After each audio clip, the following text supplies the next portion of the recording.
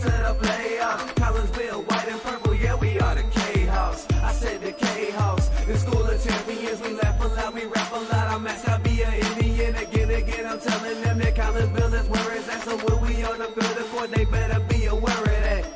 They scared of that. Of course, look at the ceiling. What up, Mr. Floyd? Yeah, Collinsville. And yes, I'm glad to say that I'm a K-Hawk. I'm about to graduate. Yeah, you know what it is. Collinsville High School, a champions. Yeah, screaming that's us. And when we on top, boy, quit fussing. All around my town, everything is white and purple, white and purple, white and purple, white and purple. We shut it down for the school and the sports team. White and purple, white and purple, white and purple, white and purple. White and purple, yeah, I know you see it. You see the chaos and you tell yourself you wanna be it. I go to CHS, so I am a champ. I ran this game so long, I'm starting to get a stomach cramp. Class of 1, 2, but we're number 1. Shout out to all my juniors, yeah, you know we get it done. White and purple, you already know. It's little easy peasy and that boy lay low. Yeah, you know what it is. Collinsville High School, a champions. Yeah, screaming that's us. And when we on top, boy, quit fussing. All around my town, everything is white and purple, white and purple, white and purple, white and purple. We shut it down for the school and the sports team. White and purple, white and purple, white and purple, white and purple. I'm about my white and purple, Scarface and DJ Screw. We on the peak of the mountain, best at what we do. Yeah, we the champs, homie, but we ain't selling shoes. These boys bleeding purple, call us the chiefin' crew. They don't gotta do it big, cause I don't play with sports. I play my cards right. Now we're good report. When Dub 12 comes, it's time to roll off. I'm the back cause everybody rolling with me, K-Hawks. Yeah, you know what it is. Look, all the freshmen, all the fresh top boys, High school, like a champions. yeah, they know what it is. All around my town, everything is White and purple, white and purple, white and purple, white and purple. we shut it down for the school and the sports team. White and purple, white and purple, white and purple, white and purple. Yeah, you know what it is. Collinsville High School, a champions. Yeah, screaming that's us. And when we on top, boy, quit fussing. All around my town, everything is white and purple, white and purple, white and purple, white and purple. We shut it down for the school and the sports team. White and purple, white and purple, white and purple, white and purple. Oh, yeah, go right ahead. Yeah, just watch, have fun. And a very good morning, everyone, as we welcome you to Blackburn College here in the hustling, bustling town of Carlinville, Illinois. Why are we here? Well, the Kahok boys soccer team is here, so we followed them along just to bring you a game here this afternoon. Collinsville will come into this game with a record of 1-0-1, and the Glenwood Titans come in with a record of 0-1. As we welcome you into the the pregame program brought to you by Cafe Agape in Collinsville, home of the Kahok Chicken Sandwich. Cafe Agape since 2012, offering catering and some of the best home-cooked food in the area. Call Cafe Agape at 345-CAFE. That's 345-2233. Well, here we are at Blackburn College, and as I mentioned, Collinsville under their fifth-year head coach, Rob Luggie, taking on the Glenwood Titans. They have a first-year head coach in Kyle Frank. Frank takes over after 4 years with Tommy Johnson as the head coach, and during that time, Johnson went 62-19-6, and two-time regional champion, one-time sectional champion. Johnson, of course, was preceded by Jay Leip, who had the most success as Glenwood's head coach, 15 years, 233 wins, 82 losses, and 30 ties, 9-time regional champions, 4-time sectional champions, 3 trips to state under Leip. They were state champs in 2005 when they went 26-1, second place in 2011 when they went 17-6-2, fourth place in 2003 when they went 22-4-1. For Collinsville, well, Collinsville, they had that 1-1 tie with Triad. That was Wednesday's season opener, and then they beat Alton Marquette on Thursday by a score of 1-0 over their head coach, Rob Luggie. Jimmy Crowder had the goal versus the Triad game. Landon Mahat had the goal in the game against Alton Marquette. The assist went to Sam Garofalo. Jackson Perrell, the goalkeeper in both of those games, 160 minutes and just 1 goal allowed on 10 shots on goal. Of course, Rob Lugie's team captured the 2018 third place trophy that year, 26-2. First trip to state since 2007 under Chris Girolamo, who that team lost in the quarterfinals and ended up 15-10-2 that year. Speaking of head coach Rob Lugie, I had a chance just a moment ago to catch up with the Collinsville head coach, and we'll pass that conversation on to you next as the Cafe Agape pregame show continues here on the Kahok Sports Network. Cafe Agape serves up some of the best sandwiches, burgers, pork steaks, meatloaf, fish, and more in Collinsville. And yes, they still cater. Wedding receptions, luncheons, business meetings, and much more. And Cafe Agape is your destination for all of your holiday and party favorites, both main courses as well as delicious sides. Cafe Agape in Collinsville is the only place to pick up a Kahok sandwich or dog and the new Flamin' Kahok sandwich. Cafe Agape, check them out at 703 St. Louis Road. Give them a call at 345-CAFE. That's 345-2233. And don't forget to tell them Stewie sent you. Pace Design and Construction in Maryville. Whether building a new home, making an addition to the home you currently own, or finally getting around to that remodeling job you've been putting off, Pace Design and Construction in Maryville can help. Pace Design and Construction is a building and remodeling contractor you can trust. They provide the highest quality, they are dedicated to their customers, and are committed to completing your project on time and within budget. Pace Design and Construction in Maryville. Give them a call at 618-407-5466, online at pacedesignconstruct.com, or on Facebook at Pace Construction Design. The Junior Service Club of Collinsville has been a proud supporter of KayakSports.com and the Kahok Sports Network from day one. Since 1934, the Junior Service Club of Collinsville has been providing women in the community an opportunity to make a difference with fundraisers and projects, all that go towards helping the needy in Collinsville. If you would like any information on any event sponsored by the Collinsville Junior Service Club, head to Facebook, type in Collinsville Junior Service Club, and then click on the event tab. We thank the Collinsville Junior Service Club for their continued support of the Kahok Sports Network and KahokSports.com.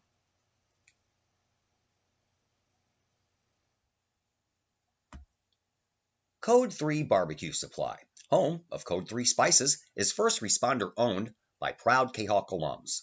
Located at 302 East Main Street, Code 3 Barbecue Supply is your home for one-of-a-kind everything barbecue headquarters, providing the best American-made barbecue grills, smokers, rubs, sauces, accessories, and cooking expertise from professional barbecue experts. Code 3 Spices provides award-winning rubs and sauces and donates 25 cents a unit sold to first responder and military organizations to aid the fallen and assist with suicide prevention and PTSD awareness. Stop on by. See the guys at Code 3 Barbecue Supply for all of your cooking and grilling needs. Code 3 Barbecue Supply, home of the Memphis in May first place world champion Patriot sauce. Learn more about their products and mission in giving back to those who serve at code3spices.com. Hi, Purple and White fans. This is Dan Mode, class of 1989. I'm with New American Funding. Myself and New American Funding are proud sponsors of Kahok Athletics. As we have great coaches at CHS on all the courts, fields, and tracks, we like to coach you through the home buying process and refinance process. If there's ever anything we can do, I can be reached at 618-973-5343 or www.danmodeloans.com. Let's support our student athletes at CHS. They deserve the best. Thank you for your time, and go Kahawks.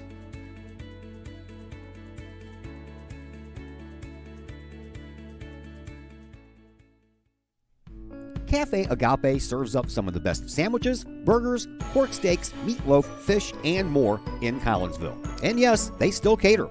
Wedding receptions, luncheons, business meetings, and much more. And Cafe Agape is your destination for all of your holiday and party favorites, both main courses as well as delicious sides. Cafe Agape in Collinsville is the only place to pick up a Kahok sandwich or dog and the new Flamin' Kahok sandwich. Cafe Agape, check them out at 703 St. Louis Road. Give them a call at 345-CAFE. That's 345-2233. And don't forget to tell them Stewie sent you.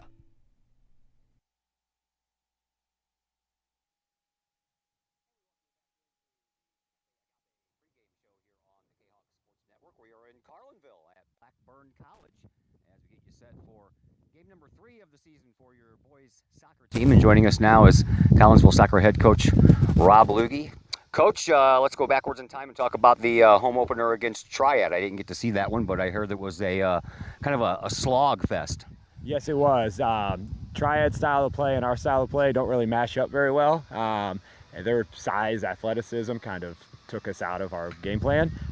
We created chances, but, that style of, physical direct soccer doesn't translate well for us. So, we ended up getting a result. We didn't get the loss. We're going to move forward and learn from it.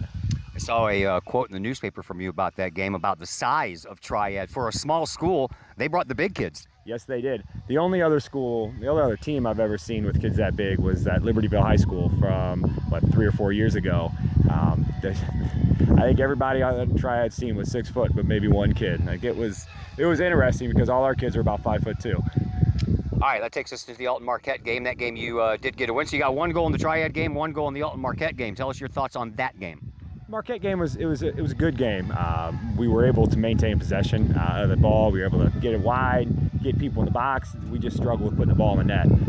If we capitalized on our opportunities, I think the score would have been a little bit different, just a 1-0. But the goal that Lana Mahat hit, it was a shot from about 35 out. It was a great thing to see. Suffices to say that you would like to see it a little bit more in the goal scoring department? Yes. While our defense is playing well right now, it would be nice to give them a break and score some goals.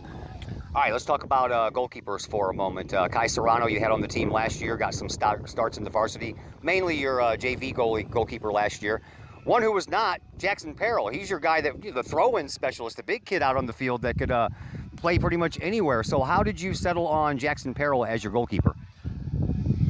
Jackson's athleticism and him being a baseball player and being able to use his hands, being able to move, and then also being able to play if the ball comes back to him, being able to use his feet.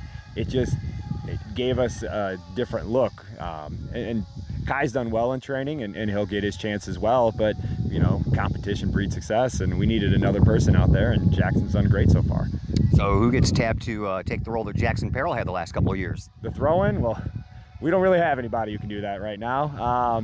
Nor I don't know if it would be as effective because our guys aren't very tall, and we can't win a head ball for some reason. All right, so talk to us a little bit about your offense. Every year you lose firepower. Who are you leaning on this year? We bring back Adam Reiniger. Aiden Hensler's doing a really good job for us, being a target, moving that ball. Jalen Wade, Benny Peck, Sam Garofalo. We have a very good group of sophomores that are able to help us out. And then junior Jimmy Crowder on the wing. He is a sneaky fellow, and he's able to get that ball through and find people. Now we just got to take advantage of it when we get it there. I'm sure the month of August reminded everyone of what it's actually like to play during this hot weather after you guys played in the spring in some relatively decent conditions. Yes, Wednesday was a brutal game, even starting at 8 o'clock. I felt bad for the boys at times. The amount of kids we had dropping because of cramps, it was a rough night. But, cooler days are coming ahead. Got Chatham Glenwood here on neutral ground today. What do you know about the Titans this year? They're just a good program. Now I know Coach Tommy left, and they're starting over, but their coach was the assistant for a long time. So I imagine it'll be a similar style. They're going to work hard, be organized, and try and attack. What do you want to see out of your team today? For us, we need to spread the field. This is a very large field. This is one of the, besides Edwardsville, this is the largest field we'll play on. We need to spread them out, keep possession of the ball, and attack together. Natural grass too, so that's a little different. Yeah, I had to tell the boys because none of them play on grass, even probably in club. So this is something different for them. But, this is the closest grass field they're going to get to turf. Thanks for the visit, Coach. Good luck. Thank you. Coach Rob Lugie, your Collinsville Kahok soccer head coach. We'll take a break here on the Cafe Agape pregame show. When we come back, we'll set the starting lineups for you and more. All that coming up on the Kahok Sports Network. Cafe Agape serves up some of the best sandwiches, burgers, pork steaks, meatloaf, fish, and more in Collinsville. And yes, they still cater. wedding receptions, luncheons, business meetings, and much more. And Cafe Agape is your destination for all of your holiday and party favorites, both main courses as well as delicious sides. Cafe Agape in Collinsville is the only place to pick up a Kahok sandwich or dog and the new Flamin' Kahok sandwich. Cafe Agape, check them out at 703 St. Louis Road. Give them a call at 345-CAFE. That's 345-2233. And don't forget to tell them Stewie sent you. Just because you can cut your own hair doesn't mean you should. The Shop, a great place in Collinsville for men and boys haircuts, is where you should take your hair. The Shop is owned and operated by Collinsville High School graduates Danny Kress and Jody Neiman, and is located at 103 South Seminary Street in Uptown Collinsville. The Shop isn't just another place to get a haircut, as Danny and Jody take great joy in getting to know their clients and look forward to turning those clients into friends. When you sit in a stylish chair at the Shop, Jody and Danny pride themselves on getting to know you well enough to say, the usual? So, men and boys, if you're tired of the same old cookie-cutter approach to haircuts, check out Danny and Jody at the Shop. You may just walk out with not only a fantastic cut, but you may also walk out with a friend. Or two. The Shop in Collinsville, 618-772-7175. No appointment necessary. The Shop, 103 South Seminary in Uptown Collinsville.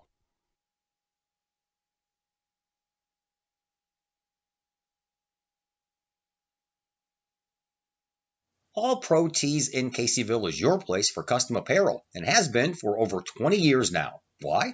All Pro Tees can handle any size project, big or small, and they specialize in large group orders. At All Pro Tees, quality is number one on their list of priorities, as is evident by their excellent customer service. Do we mention All Pro Tees has over 20 years of experience? They can even help with fundraisers and event merchandising for your group. So for all of your apparel needs, for civic groups, sports teams, business outings, or even a family reunion, your apparel needs stop at All Pro Tees. All Pro Tees in Caseyville, right across the street from Kahok Stadium. Online at allprotees.com or on Facebook at All Pro Tees. Or call All Pro Tees at 344-2200. Are the lights on your dashboard putting on a show? Bring it to Mike's Automotive in Collinsville. Mike's Automotive is also a T3 certified tire center. They can handle all of the basics like oil changes and tune-ups and the not-so-basics like complete engine rebuilds. Mike's Automotive also has 24-hour towing and has 3 locations, Millstadt, St. Louis, and in Collinsville. The Collinsville location is at 1150 St. Louis Road, just blocks from the high school. Or call 345-0611, online at mikesautomotive.net and Mike's Automotive on Facebook.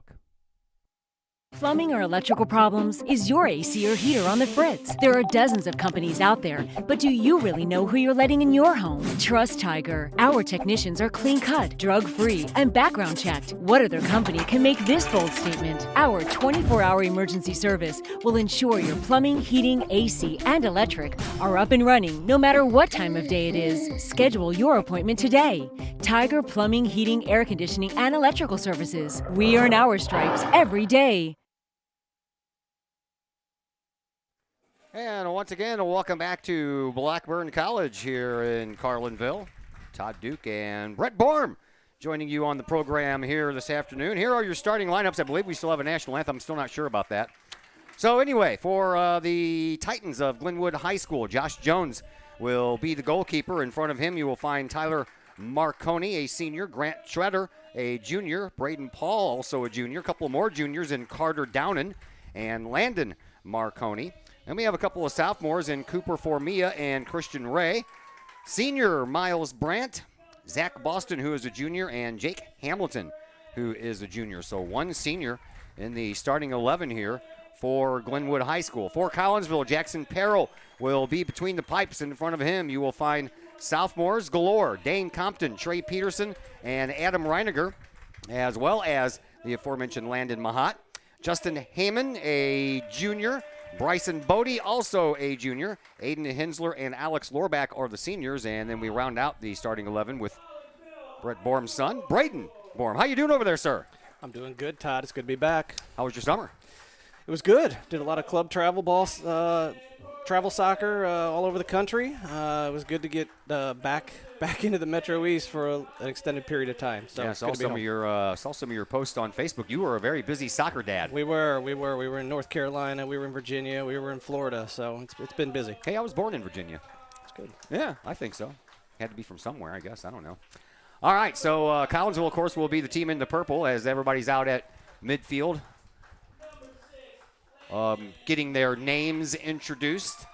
And a treat for you at halftime, Collinsville's very own Anthony Colpatelli will come up here in the booth and join us for a little halftime interview. He plays college soccer here at Blackburn College. He'll just be starting his sophomore year. I believe Wednesday is their first game of the year for Blackburn College. So we'll visit with the Collinsville kid, Anthony Colpatelli, coming up here at halftime.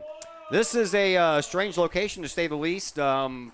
We have not very good sight lines here. So if we have corner kicks on this side of the field, we might not be able to show those to you. So, matter of fact, I have to almost lean out of the window to look that far ahead to get the corner kicks. Natural grass field. The grass is pretty low. I was out there doing my interview with Coach Lugie, and they keep the grass really low, so that's a good thing.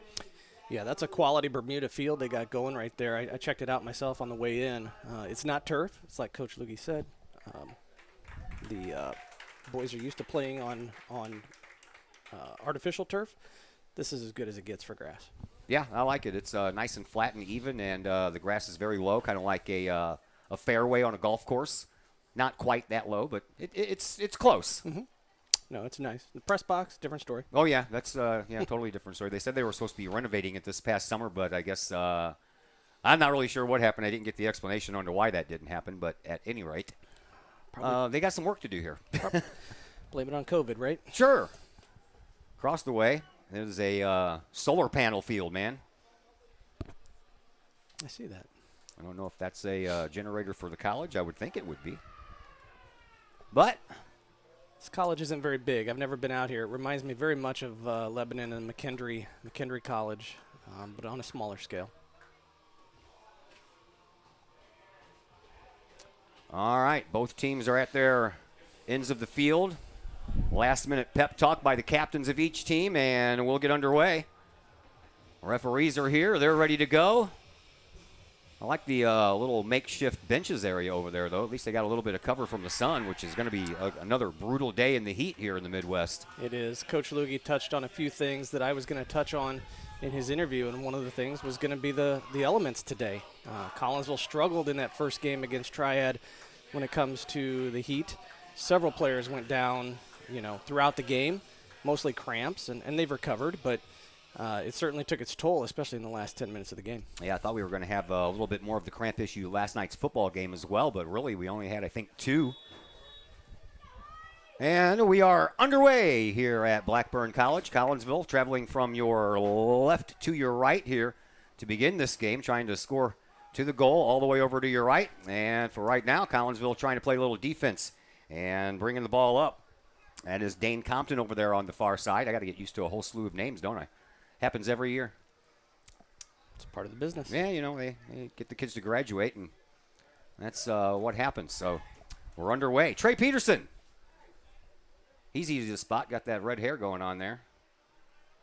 You got the opposite red on the other side with Lorsbach. Yeah. Play up in the middle of the field right now, and Collinsville trying to make their move forward. There's a shot on goal and a save by Josh Jones as he ventured out to his left to slap that one away, and Collinsville gets the first shot on goal. That goes across the end line. So, of course, our first corner kick is going to come from the corner that we can't see with the camera, and I can barely see up here out of my window. So you'll have to bear with me here, and we'll tell you all about it. Yeah, these sight lines are brutal. And up to the goal, and a header out by the Titans. Comes all the way back into the middle area in front of the 18-yard box. Collinsville takes it over again. Here is Mahat. Mahat sends it up into the middle and finds the foot of Dane Compton. Compton moves over here to this near side sideline and looks for a little bit of help, and he'll find some. And back here this way to Mahat once again. He'll send one over toward the goal, has a bend the other direction and off of a head and into the box.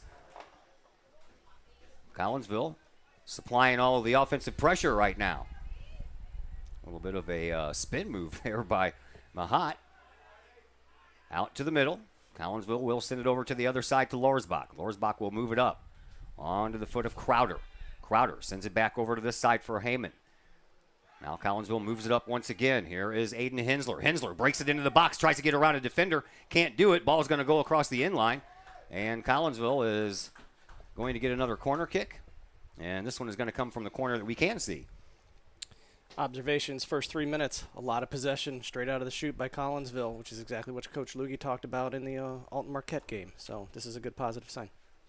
Landon Mahat over there taking the corner kick from the opposite corner this time. So 2 corner kicks here in the first few minutes of this game. And Collinsville with a chance to score. And, a shot that was missed. And then one put right past the goal. Boy, I tell you, Trey Peterson wishes he would have had that back because he just mishit that ball, and he was right in front of the goal. Yeah, that was a nice half volley set up on a tee. I think he just totally misstruck it. If he could have it again, I know he'd put it away. So this time, the Titans survive without the ball going over the end line. And Josh Jones will send the ball out. He does so, but not very far. Collinsville picks it off. Nice play by Adam Reiniger.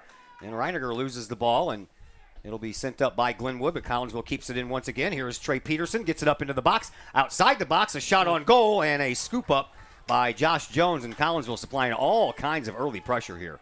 Yeah, they're showing a good patience with the ball. Now we need to focus on our ball striking and try and put one home early, get an early lead, which we haven't done yet. Well, that's what the Alton Marquette game seemed to be after I read all the stories in the newspaper that Collinsville really poured on the offense early but didn't have anything to show for it. No, we're struggling to find the back of the net. I think that'll come with this young group. You got to remember that this group is young, just like they were last year. Oh, yeah. 2 seniors starting, mostly sophomores. There's a little pressure by the Titans. Jackson Perrell finally had to do a little bit of footwork there, and he got out of it. Now Collinsville brings the ball up. Here is Reiniger in a race to the ball. Reiniger will win the race and then try to work his way around his defender. Does so with a pass back to Trey Peterson. Peterson gets around his defender as well, sends it back up to Reiniger, and then Reiniger loses control of it, and then it goes off of Reiniger's shins and out of bounds, and that ball will go back to Glenwood. 35-45 left to play here in this first half. No score here early on between Collinsville and Glenwood High School out of Chatham. On neutral territory, the entire Blackburn College boys soccer team is here watching this game, and they are in their uniforms, so that's kind of cool to see. All the way down to Jackson Perrell. Perrell tells everybody to back off. He'll take care of it. And the senior goalkeeper for Collinsville will send the ball back out. Primarily a midfielder during the last couple of seasons for Collinsville. This year, though, pressed into the little goalkeeping duties, and so far, so good. 160 minutes, 1 goal allowed on 10 shots. Jackson Perrell's an athlete. He can adapt, and he's done a good job of that so far. Met the test so far. He's doing a good job. Glenwood trying to keep a little offensive pressure here for the first time. They've had a couple of balls that have traveled toward Perrell, but no real sustained pressure. And now they bring it on up. There is Miles Brandt. Brandt sends it all the way over into the corner, and that one is going to go out of bounds, and Collinsville will retake the possession.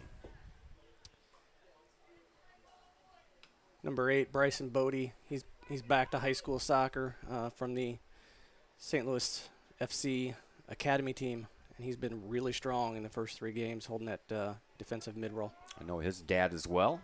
Works over at Kreitner as the custodian. Got to work with him for a couple of years over there. Good family. Yeah, he's a good kid, too.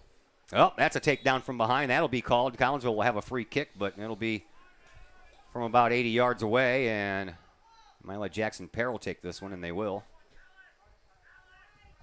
And Perrell will just send it over this way to Peterson. Peterson tries to cut into the midfield circle. Does so with a nice pass to Heyman. And then Heyman over on the far side. Gets the ball back into the middle, and then back over this way it comes. And once again, Trey Peterson. The sophomore had a very good freshman year for Collinsville last year on the varsity team. Yes. Kid can run like the wind. Great skill to go along with it. And the tenacity is unmatchable. Here's Dane Compton. Compton sends the ball up, and the goalkeeper, Josh Jones, will come out and scoop it up before anyone can get there wearing the purple jerseys. And it'll be back to Glenwood Titans ball. Jones sends it out to midfield.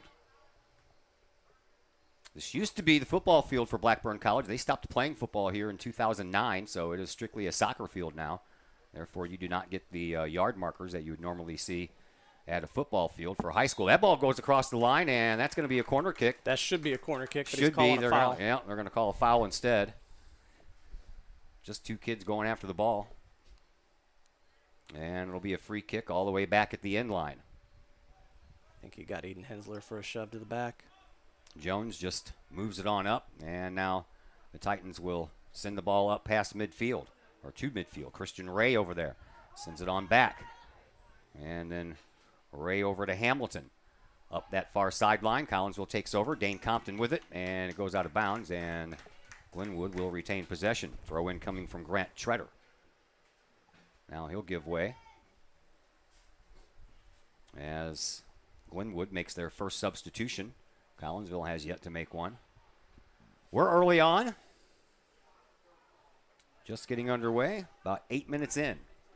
Here's Peterson. Peterson sends it over this way for Reiniger. Reiniger. Nice move to get around one defender. Sends a nice pass up to Peterson. Peterson gets bumped off the ball. That ball ends up going out of bounds, but last touched by the Titans, they say. Peterson wastes no time throwing it into Bodie. And then attempted pass over on the far side is intercepted. And here come the Titans. Here is Treader. Treader coming up the right side. Has one man coming up in the middle, and he tries to thread the needle. Jackson Perrell comes out, knocks the ball away. Nice play by Perrell. Came out and met that ball just before Marconi could get there. And now Collinsville will try to send it back up to midfield. Kept down in the offensive zone, though, by the Titans. Bounces past the midfielder, and the Titans will get it back. Collinsville will volley it back from right where it came from, and here is Reiniger. Reiniger loses a step on the ball. And here is Marconi again. He lost control of the ball. Braden Borm gets his first strike of the ball here this afternoon, or this morning. It's still morning. It's still morning here. Still is. Yeah. Over on the far side in front of the Kahok bench.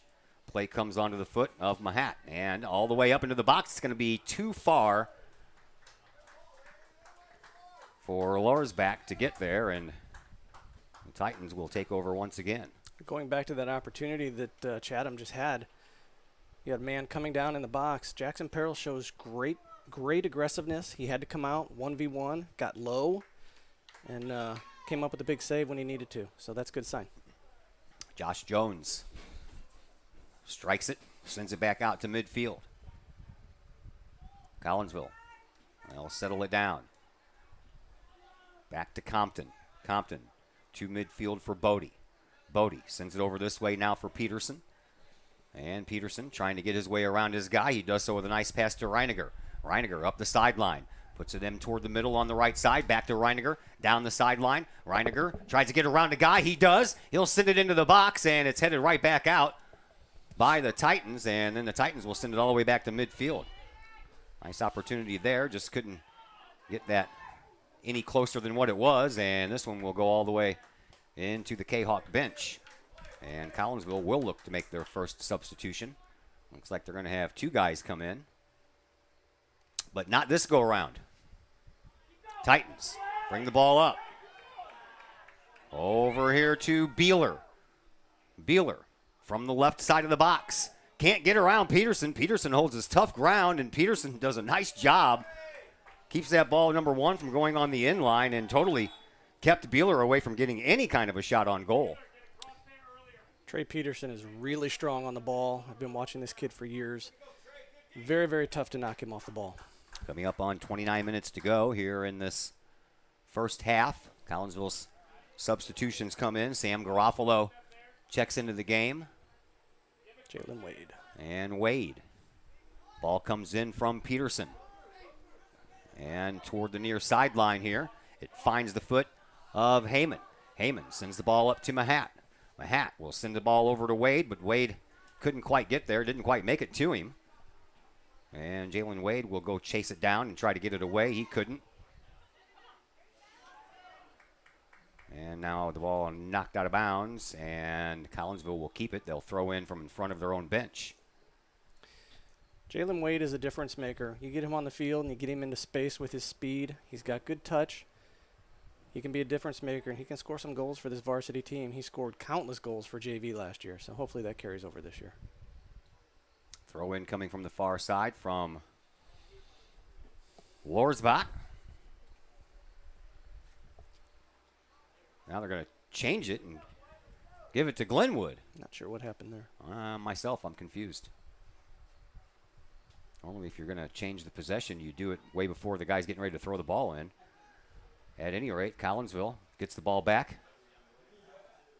And Bodie moves it back to his defense. Compton sends it up to the offense. He's got Wade over on that far side sideline.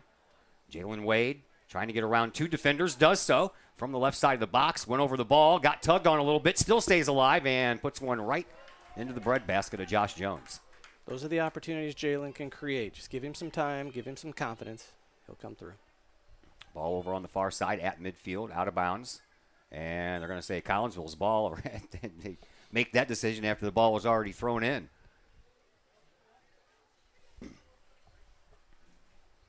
Another hot day in the Midwest. That brings a chance for thunderstorms. Hopefully those all stay away. We can get this game in.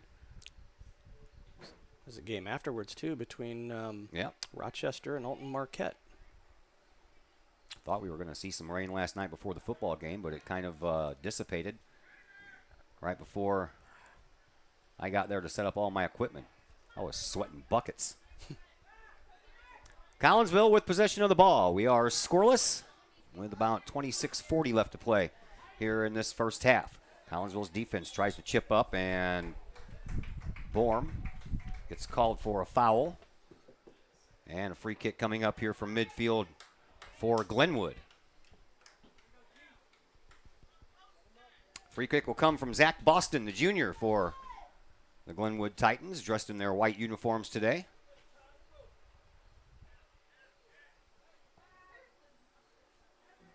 He waits for everybody to get set. And Boston sends it in front of the box. Headed out by Collinsville. They had a couple of guys down there using their heads. And then the ball comes out, and Wade couldn't quite get there.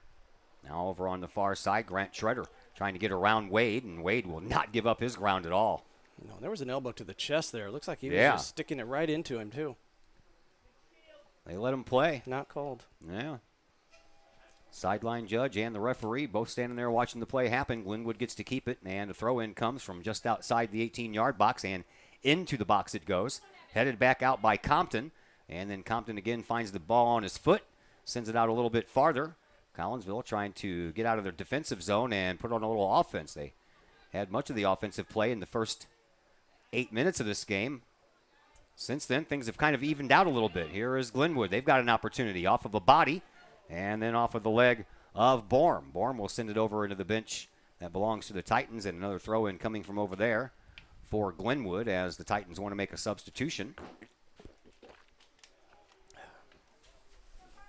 It's hot up here, Todd. It is hot up here.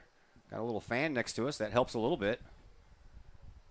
Throw-in comes in and then goes right back out, this time off of the foot of one of the Titans players. So Collinsville will get to throw it back in, maybe relieve some of the pressure that's been taken by Glenwood. But that's a bad hit right there, and here comes Glenwood back into scoring opportunity. Ball comes out, and a nice last-second kick there by Collinsville to get that ball out of the way. It's going to be sent out of bounds by Glenwood's Cooper Formia, and Collinsville will get to throw it in and start working on the offensive push. Here is Peterson right in front of our window. Peterson sends the ball up, gets it to Garofalo. Garofalo coming in from the left side of the box. Nice move. Gets into the box, sends one out front, and come on, Bryson. Shot on goal and right into the gut of Josh Jones again. Jones has caught a few of those right in the gut. And nice to see some Collinsville offensive pressure. It's been a few minutes. The pace of the ball on the field is moving much slower than it does on turf, and you're starting to see that a little bit. The paces on the balls that are being passed, they're not as crisp as they need to be. Bryson didn't get a good strike on that. I think if he had another chance, he'd like to have it back. Sure he would. Peterson had one earlier he'd like to have back. I'd like for him to have it back. 23 and a half minutes to go here in this first half. Another substitution for Glenwood, trying to keep some fresh bodies in there on a hot day. Collinsville will return home Tuesday to take on the Edwardsville Tigers. We'll have that game for you. Edwardsville had a big 1-0 win against Altoff, who's a very good team this year.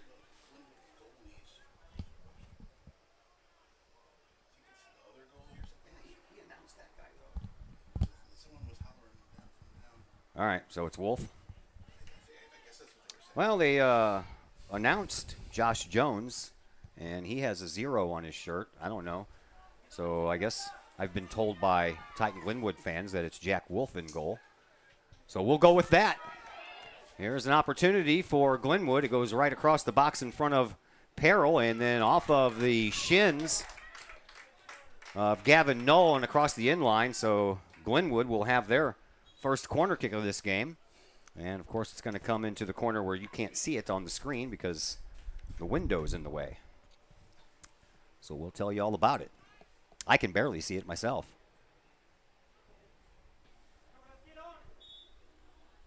Corner kick coming from the Titans. It's on the way. And off of a Collinsville noggin, or else that one would have had a chance to go in because that far side post was left wide open. And an opportunity and a goal scored by the Titans. And they're going to call it offside. Oof.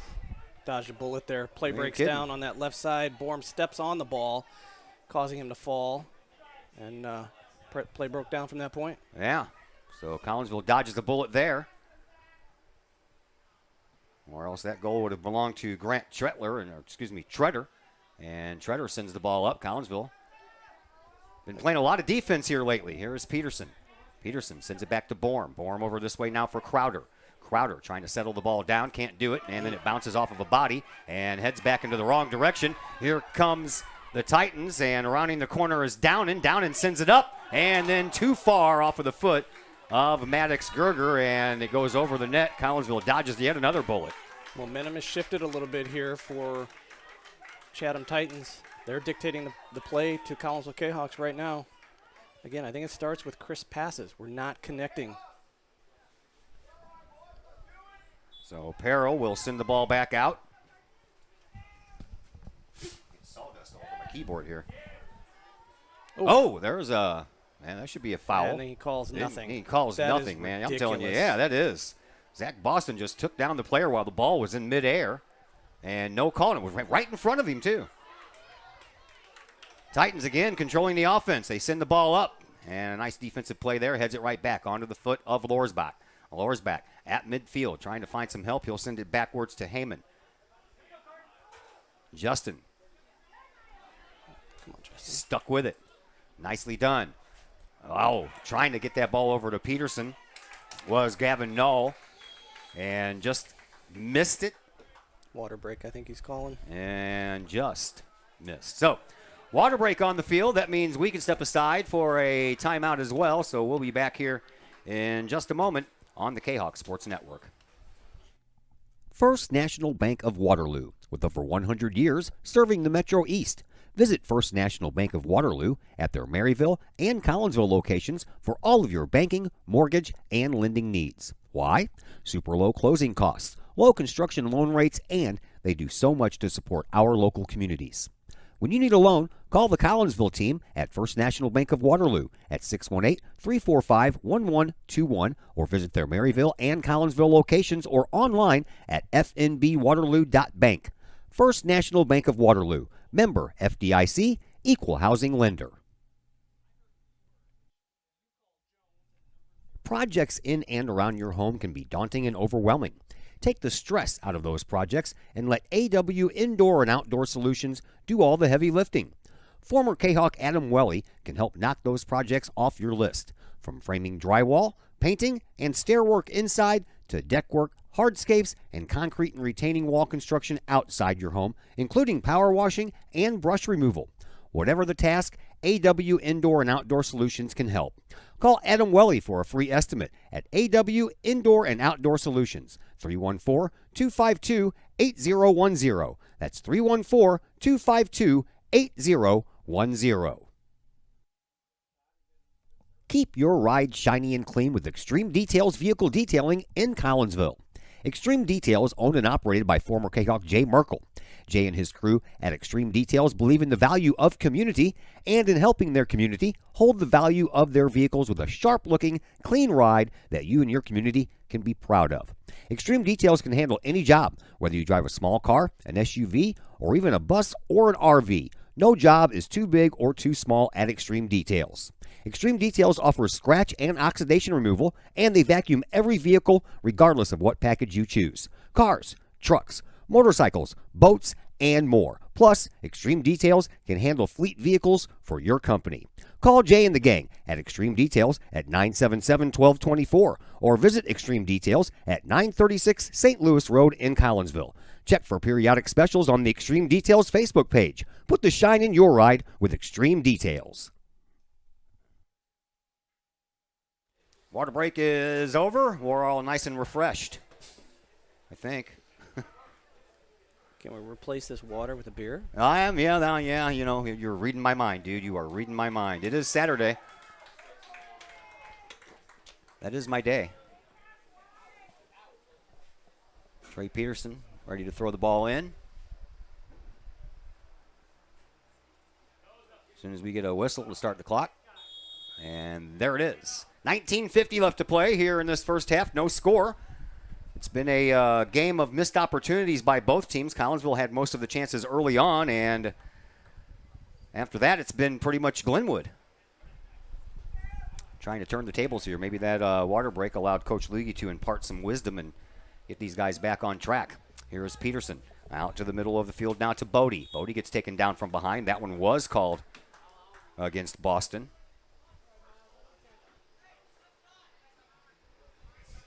And a free kick coming from just beyond midfield. Send it over to the far side where standing all alone over there is that Benny Peck? That's Benny Peck. Yeah. Another sophomore entering the lineup. Well, that possession didn't last too long. They moved the ball up into Calderon, and Calderon almost jumped onto the back of Bryson Bodie for a piggyback ride. Bryson's taking a beating out there this first half. Man. Throw in for Collinsville right in between the benches.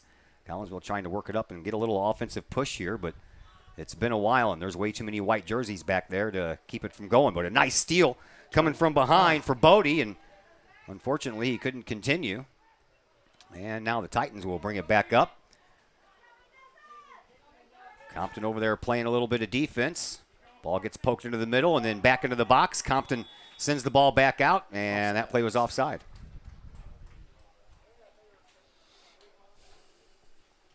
Don't forget, we'll be visiting with former Collinsville Kahok Anthony Culpatelli up here in the booth at halftime, sophomore player for Blackburn College this year.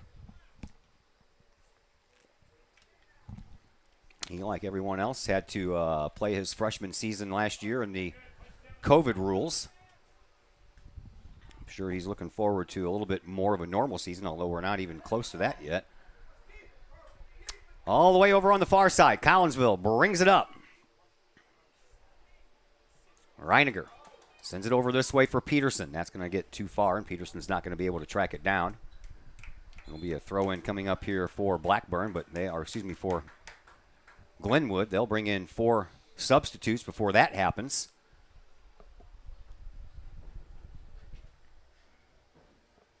As we await Carson Franks to throw in the ball here for Glenwood as soon as everybody gets set. Collinsville trying to keep the ball at this end of the field. Unable to do so.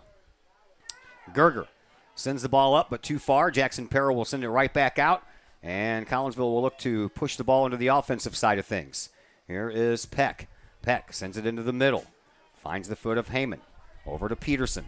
Peterson splits a couple of defenders and would have been probably better off to pass that ball than try to go through the 2 defenders. Agreed. And it comes down onto the foot now of Crowder. Crowder will send the ball back over to Bodie. Bodie tries to move it around, trying to find Crowder, and that ball is probably going to travel too far before Crowder can get there. He does get there and keeps it in play. And then Titans will send the ball out of bounds, so Collinsville will have a throw-in coming from down where they do the corner kick. Throw in comes in from Crowder on to Mahat. Mahat will send the ball out to the middle, just past the head of one of his players down there. Peck in a wrestling match for the ball. Collinsville keeps it, comes around the left side, throws it up there. Oh, what a save there by Wolf. Wolf comes out and got a kick save and a beauty on that shot. Slobo Ilievsky days of the MISL Steamers. More player changes going on, more substitutions for both teams. Collinsville will have a corner kick from the far side of the field, which we like. Because we can see it. Because we can see it. 15:40 left to play here in this first half. No score between Collinsville and Glenwood. Let's get ahead on this, boys. Ball in the air, in the box. Glenwood gets it first. Oh, man, I tell you what. If he would have timed that a little better, Sam Garofalo would have had his first goal of the year. That ball is close to the end line, but the Glenwood Titans get it out of there, and we'll send it right to Coach Rob Lugge. Lugge will punch it back over to Crowder, and Crowder will throw it in. Referee says not so fast. So they'll give it up to Lorsbach, and Lorsbach will throw it in. This is when they really miss Jackson Peril in those deep throw-ins. Yep. Ball comes out to the middle, taken by Bodie. Bodie will send it back up to Lorsbach.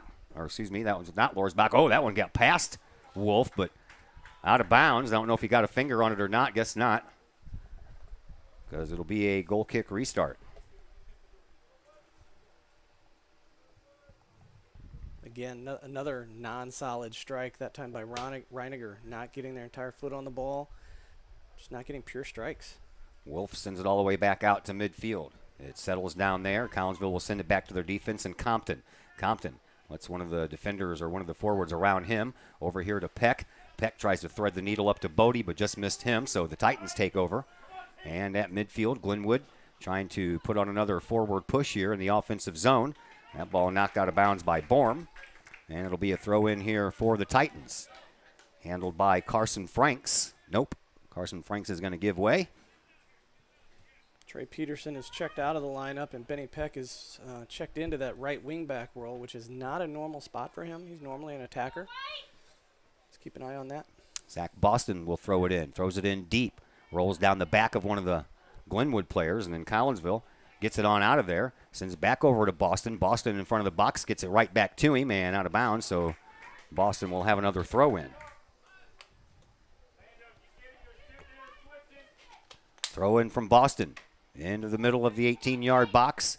Down it goes, outside, and then back inside off of a couple of bodies. And, boy, that's dangerous territory down there. And then Collinsville gets it out, but not far enough. Ball intercepted by Landon Marconi. And then into the front of the box. It's sent back in. Man, that was a shot that was probably going to go toward Peril, and that hit one of their own players. Stopped that progression. Now back over here on this left side. It is Franks. Franks turns the corner on the deep left wing, and out of bounds it goes off of the foot of Benny Peck. Seeing a lot of flat-footed standing in our back four right now. Not happy about that. I don't know if they're getting tired or what they've got going on, but they got to pick it up. The energy is a little flat. And the ball was pinballing off of a bunch of players. Popped up and out of bounds again. And another throw in coming here for Landon Marconi. Marconi throws it in. Collinsville sends it out. Just can't clear it. Nope. And another throw in coming up here for Boston.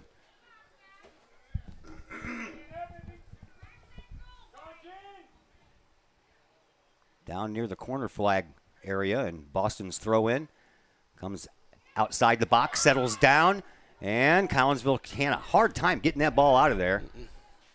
And another miss hit by the Titans gives Collinsville an opportunity, and then a couple of players run into each other, and that will spring Reiniger. Reiniger has a couple other guys to beat, looking for a little bit of help. He's like quadruple teamed over there. And off of Lorsbach. Lorsbach will send it into the middle. Picked up there by Bodie. Bodie gets around his guy, sends it up again to the sideline for Reiniger. Reiniger tries to move in from that left side.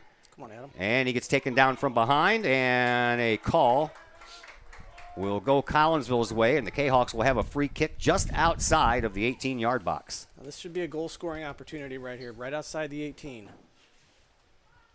See if we can put one on net.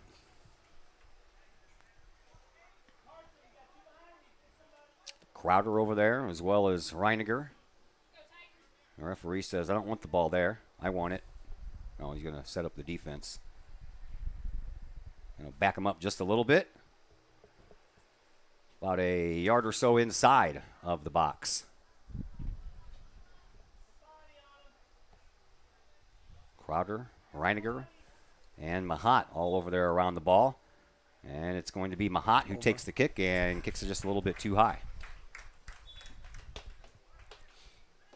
10:50 left to play here in this first half. Scoreless thus far between Collinsville and Glenwood, as both teams make substitutions. 3 come in for Collinsville, 2 for Glenwood. Those are the type of opportunities that we've not been able to cash in on. Opportunities right outside the 18. Instead of hitting a pure ball strike, we're trying to chip it over the wall or trying to flick it on. It's not working. We need to strike it. Wolf sends it back out toward midfield. Over on the sideline, that's going to go out of bounds. So Collinsville will get the throw in. See if they can do anything down here while they're in the offensive zone. Here is Mahat. Sends it up into the middle for Reiniger. Reiniger trying to break Trey Peterson, who's back into the game. Peterson tracks down the ball, makes the turn, right side, on the inline, puts it in front, and goal! Collinsville strikes first. It's Aiden Hensler on a great feed from Trey Peterson.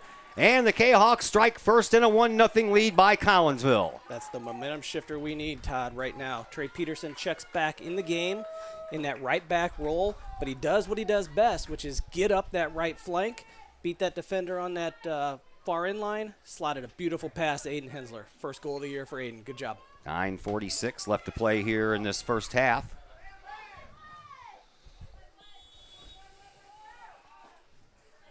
Back underway. Collinsville with the 1-0 lead.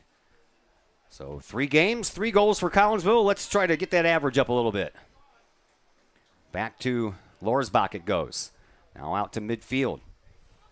That was Trey Peterson all the way, man. He did everything but score that goal. Terrible ball for him.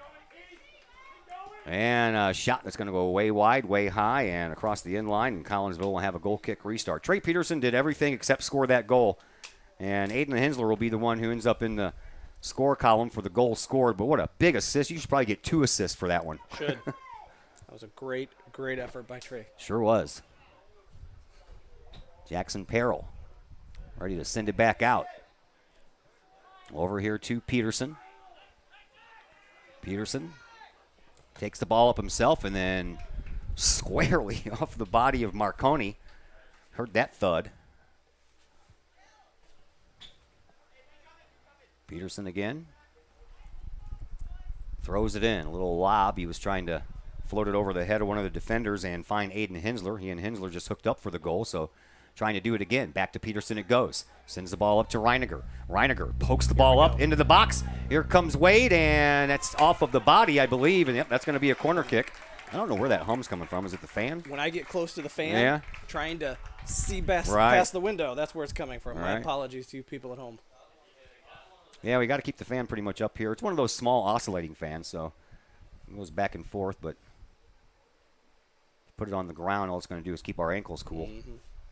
Corner kick coming from Collinsville. Here from this near side, it's on the way. And in front of the box, and Lorsbach tried to get up there and head it in. He couldn't. It comes down, and Jalen Wade will settle it down for a moment and then send it back to the midfielders, and the midfielders will send it all the way back to the defense. Here is Dane Compton. Compton in the midfield circle, surveys things, sends it back over onto the far sideline where he finds the foot of Justin Heyman. Heyman sends the ball up, trying to spring Wade. Wade over there on the far left wing, trying to work his way around. Sends the ball up into the middle, and a shot by Adam Reiniger was off the top of his foot, and that one stayed high like a punt. One goal can change the momentum of a game, Todd, and you're starting to see Collinsville bring their energy level back up to where it was at the beginning of the game. Coming up on 7 minutes left to go here in this first half. Collinsville up 1-0.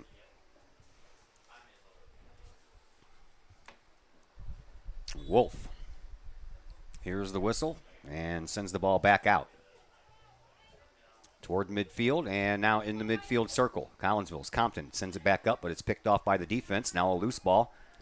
That's going to be picked up by Glenwood, and Peterson will have to hold off the attack coming up here by Carter Downen. Downen turns, spins, tries to get around Peterson. Peterson hangs tough, and a shot that's going to go wide and all the way out the other side. So Peterson, again, chalk up some good defensive play to him. He made that play happen. Yeah, Trey brings a lot of energy and a lot of emotion to the game, along with his physicality. We have this particle board as a countertop here in this press box, and I'm picking up my stuff, and little pieces of sawdust are falling on my keyboard. Sticks to my handy-dandy roster here. Here is Wade. Wade sends the ball up, and Aiden Hensler tries to get there. Hensler, goalkeeper, is out of position, sends one in the middle of the box, trying to settle it down is Crowder. He can't do it, and then a shot toward goal. Comes all the way back out the other side. Boy, there was a golden opportunity there for Collinsville. Yeah, great effort by Aiden Hensler to keep that ball inbounds on that end line there for the Chatham Titans. And he did a really good job of keeping it inbounds. Found the slotted pass to Crowder. Crowder just couldn't get a touch on it. Peterson will have the throw in. After we get some more substitutions.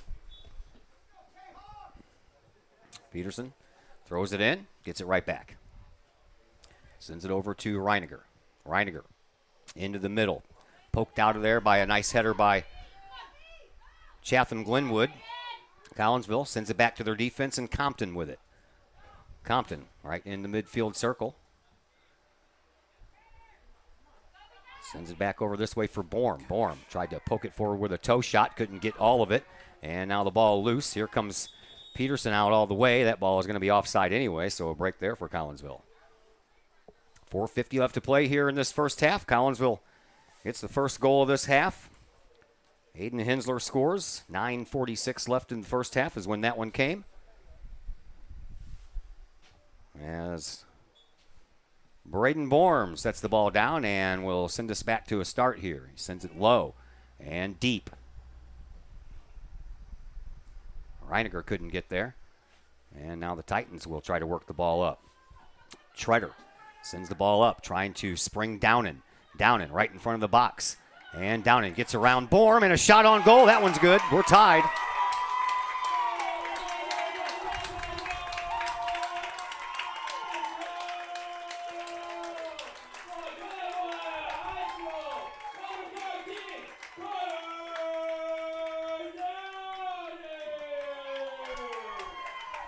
So just like that, we're tied 1-1.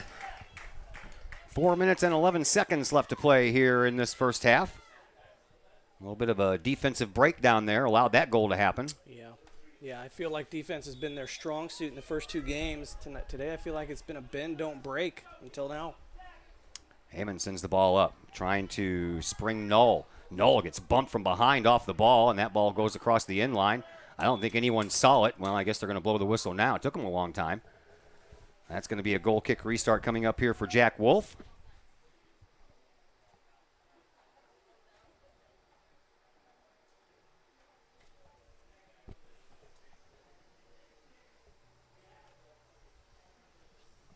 One to one. Play at midfield. Compton uses the head, gets it down. Collinsville trying to retake it, and Reiniger couldn't get there. Sent back to the defense for the Titans, and then they'll try to move the ball up. Here is Brandt.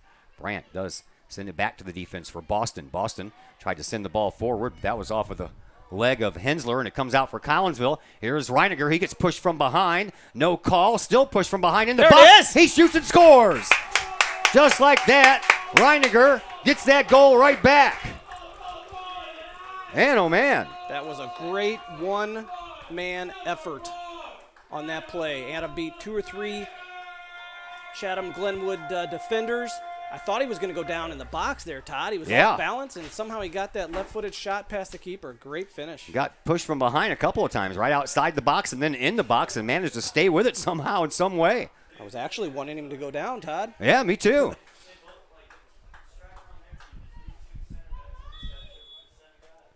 Down to the final 3 minutes here in this first half. Collinsville retakes the lead 2-1, and the Titans are trying to get the equalizer, but that one goes across the end line, and it'll be a goal kick restart coming up here for Jackson Perrell. Adam Reiniger's first goal of the year, hopefully first of many. Yes. Jackson Perrell pops the ball up to midfield. Titans keep it in for just a moment, and they'll keep it in there a little bit longer now after a couple of headers back and forth. Ball popped up right in front of the box and kicked out of there by Compton onto the foot of Reiniger. And then down, Glenwood takes over. Here is Downen, who just scored the goal that made it 1-1. That ball went across the line. Yep, that ball did go across the line, and the man right here saw it, so. Delayed call. Peterson was looking for it. A throw in coming up here for Peterson. He'll throw it up the line, and a little angle of a pass there, and just past the leg of Aiden Hensler. Back to the midfielders it goes. Here is Reiniger. Reiniger has that ball go out of bounds, and it'll be the Titans' ball. Eben Reed throws the ball in. Titans work it back up into the offensive zone, but Collinsville is there, sends it right back onto the foot of Hensler. Hensler all the way over onto the other side for Peck. Peck trying to get up that left wing, can't do it, runs squarely into Jake Hamilton. And then that ball goes out of bounds, and it'll be a throw-in coming up here for the Titans, I believe. No? Alex Lorsbach has the ball. Yeah. Thought he pointed the other way.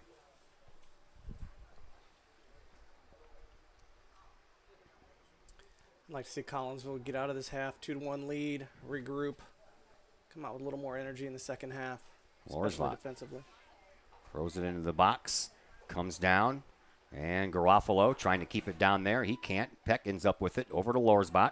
Lorsbach on that far side sideline, gets himself a little separation, sends it into the box, but it's knocked back out just about as fast as it came in. Compton off of his chest trying to settle it down. Got the bottom of his foot on that one, and that one rolls across the line as we are down to the final 35 seconds left to play here in this first half. Collinsville leads 2-1. And the Kahawks bring it up. 20 seconds left. See if we can get one of these late goals. Here is Garofalo. Garofalo right in front. Pushing and shoving going on. No whistles. And the Titans bring it all the way back out to midfield as we approach the final 10 seconds of this second half, of this first half. Heyman all the way over to Lorsbach, and Lorsbach will send the ball up the sideline, and that'll pretty much waste the rest of the time, and the first half comes to a close.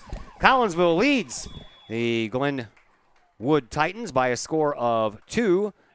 We'll take a little bit of a break here, come back and talk things over with Anthony Copatelli. We'll do that after a commercial timeout here on the Kahok Sports Network.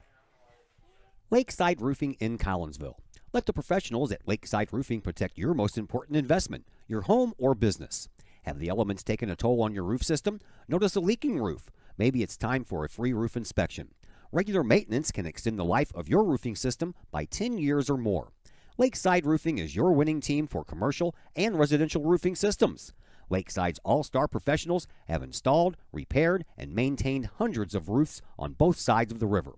Call Lakeside Roofing today at 618-344-2800 or 314-241-5253 or online at lakesideroofing.com. Lakeside Roofing, celebrating 50 years of serving the metro area. Choose experience, choose Lakeside.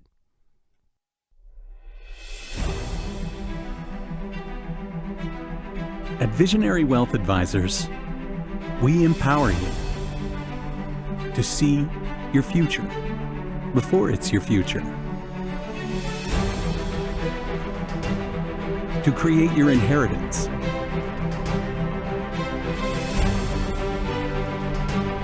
to build your vision, to anticipate the known and unknown, and to find potential in both, and build new dawns. Visionary Wealth Advisors. Visit Brad Keene with Visionary Wealth Advisors at his new Collinsville office located at 106 North Clinton, or call Brad at 618-467-8420. Do you have a big land improvement project that requires some outside help?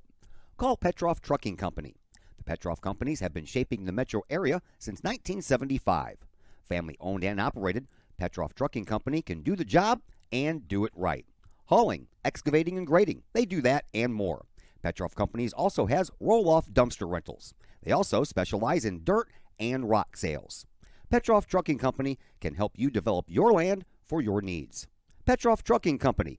Check out their website, petrofftrucking.com, or give them a call, 618-797-6100. Petroff Trucking Company, shaping the metro area since 1975.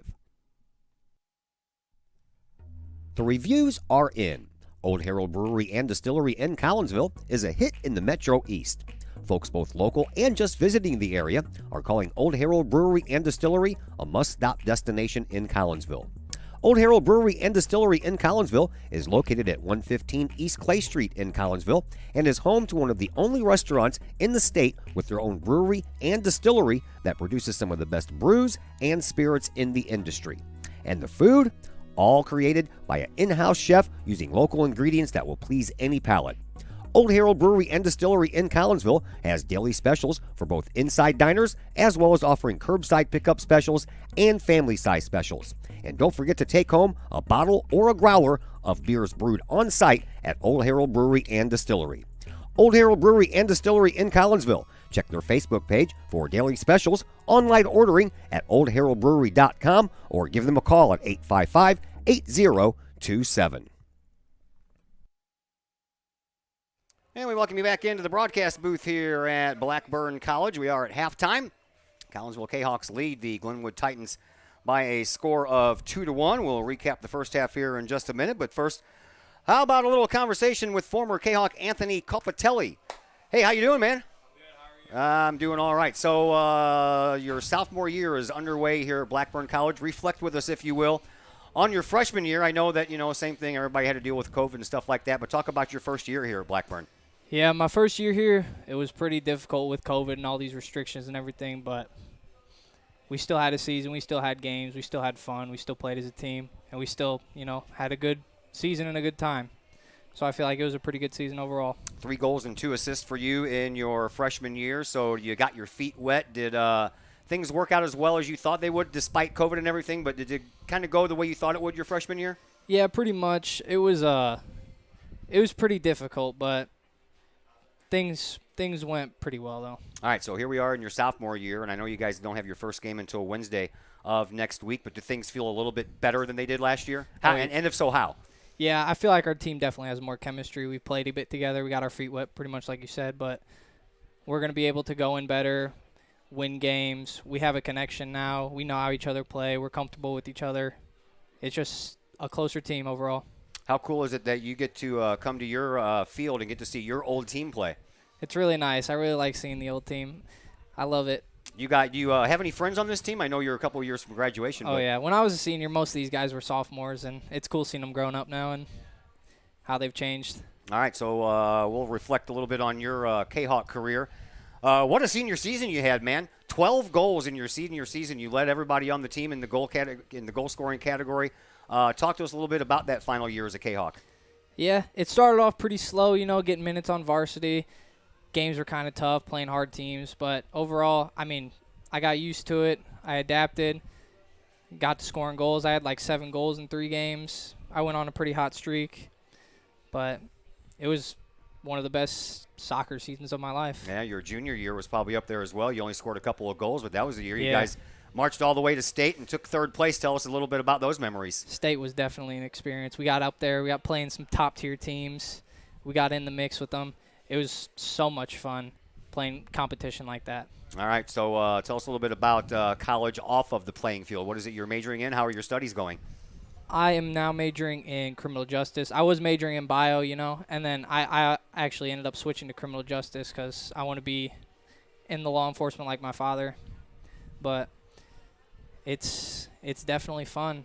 College is way different from high school, and just make sure you enjoy your high school years while you got them. Yeah, I hear you there. All right, you got some family members watching. I know for a fact that your Aunt Chrissy is listening right now. So besides her, who do you want to say hi to out there listening? Say hi to all my aunts and uncles. I got loads of them. My mom and dad especially, my grandma and grandpa, they always come to my games. Everybody always shows up. It's always so nice to have family around like that. Thanks for the visit, man. I appreciate it. Enjoy your sophomore year. Good luck to you. Thank you. You too. Anthony Copatelli, former Collinsville Kahawk soccer player and now playing here at Blackburn College. We will take a break, and when we come back, we'll recap the first half and second half action. All that will come your way here in just a moment on the Kahawk Sports Network. Having problems keeping your ride on the road? Roadman Automotive in Collinsville can help you keep your ride rolling. Roadman Automotive offers everything from diagnostic tests when that check engine light comes on to tune-ups, alignments, brake and suspension work, and more. Oil changes at Roadman Automotive start at just $35. Roadman Automotive is open from 8 a.m. to 5:30 p.m. Monday through Friday and is located at 936 St. Louis Road in Collinsville. Check out the Roadman Automotive Facebook page for daily specials. Call Roadman Automotive at 618-223-1878, online at roadmanautomotivecollinsville.com. Roadman Automotive. Keep your ride on the road with Roadman Automotive. Got vinyl? Rich's Record Emporium on Main Street in Collinsville can take care of all of your vinyl needs and more. You can peruse through thousands of records, from country to hard-to-find jazz. And classic rock, it's always in stock at Rich's Record Emporium. Used vinyl by the hundreds, plus new releases by new artists as well as reissues by classic artists. Don't forget to check out the audio room at Rich's Record Emporium. There, you can test out all the latest in audio gear, from top-of-the-line speakers to the latest in new turntables, plus amps, streamers, and all of the accessories like needles, belts, and more. While you're there, check out the music-related wall art, as well as t-shirts, record cleaners, and so much more. Plus, if you can't find it at Rich's, they will do their best to find it for you. Come check out Collinsville's only record store, Rich's Record Emporium, 131 West Main Street in beautiful uptown Collinsville, 618-795-1333, online, richesrecordemporium.com. Ogle Auctions in Collinsville, your place for online auctioning. Go to ogleauctions.com to check out the week's items up for auction. Ogle Auctions deals in everyday items like board games, t-shirts, clocks, antique items, and more, to collectible items. Anyone in the market for, say, a trolley? Or maybe you're into more treasure troves like vinyl albums, cars, or motorcycles. And Ogle Auctions is always on the lookout for more auctionable items. Ogle Auctions of Collinsville. Auctions every Sunday at 7 p.m. Check them out at www.ogleauctions.com or call Kim or Mike Ogle at 618-218-2117. Just because we're adults doesn't mean we don't have toys, am I right? If your adult toys consist of boats, campers, or RVs, then you need to call the GASA storage team of professionals. Winter weather in the Midwest can be quite harsh, and finding a place to properly store those expensive toys for winter can be just as rough as a Midwest winter. That's where the GASA storage team comes in, with outdoor self-storage and covered storage for your toys. They even have tractor-trailer parking, conveniently located at Horseshoe Lake Road and 111 in Pontoon Beach. GASA Storage, for the safe storage of all of your toys. Contact the GASA Storage team, gasastorage@gmail.com, or call today, GASA Storage Team, 618-797-6100. Brady Pest and Termite Management in Caseyville. Brady Pest and Termite Management is your local pest control source. The Midwest offers its fair share of pest problems, and Brady Pest and Termite Management is up to the challenge. Whether it's pesky rodents in the cold winter months or ants, spiders, and other pests in the warm months, Brady Pest and Termite is your solution. And termites? Brady Pest is tops in the Metro East in termite management. Do you have unwanted pests? Then call the best. Brady Pest and Termite Management in Caseyville. Call 343-1790 or on Facebook at Brady Pest and Termite. Back here at Blackburn College, Brett Borum, Todd Duke. Todd Duke is me. Brett Borum is the other guy. And we are underway here in half number 2. Collinsville leads 2-1. After Collinsville struck first, Glenwood immediately came back and tied it up, and Collinsville wasted no time to regain the 1-goal lead. That's where we stand right now, 2-1 in favor of your Collinsville Kahawks. Nice visiting with Anthony Colpatelli up here in the booth for halftime. Always nice to catch up with Collinsville kids that are now playing the college game. So we move the opposite direction. Glenwood attacking the goal that they're going toward right now. Oh, shoved down from behind was Jimmy Crowder. But it's going out. It's our ball. Yeah. I thought that Crowder got shoved down from behind, and Crowder was the one playing defense. So the offensive player shoved him down from behind, trying to get a little bit of an advantage there, and it ends up going the opposite direction. I believe that was Tyler Marconi who took out Jimmy Crowder. So out of the second half, coming out of the chute, I see a formation change. Lukey going to a 3-back system versus a 4-back system. We'll see if that pays off. And here is Reiniger, who already has one goal right in front of the box. Lorsbach kind of mishit that one, even though he really didn't have a good trigger to pull from the direction he was facing. But nevertheless, tried to push it forward, and Wolf comes out and makes an easy save. Wolf sends it out, not very deep. Takes a couple of bounces, though, to midfield. That's the general direction you want to come. Once again, Crowder trying to wrestle the ball down. It ends up going out of bounds. And the throw-in immediately comes in. And trying to work the ball up into the front of the box, trying to find Miles Calderon, but it gets past him. And Jackson Perrell will send the ball back out. All the way out, and Lorsbach tried to jump up there and get it, but it went over his head. And now Reiniger over there couldn't track it down as well. And they'll send it back up, will the Titans. Titans bring the ball up. Boy, it was a good thing that Dane Compton got a foot on that ball, because Carter Downen was streaking up the field ready for a pass. Here comes the ball into the box and out of the box, and it'll be another goal kick restart coming up here for Perrell.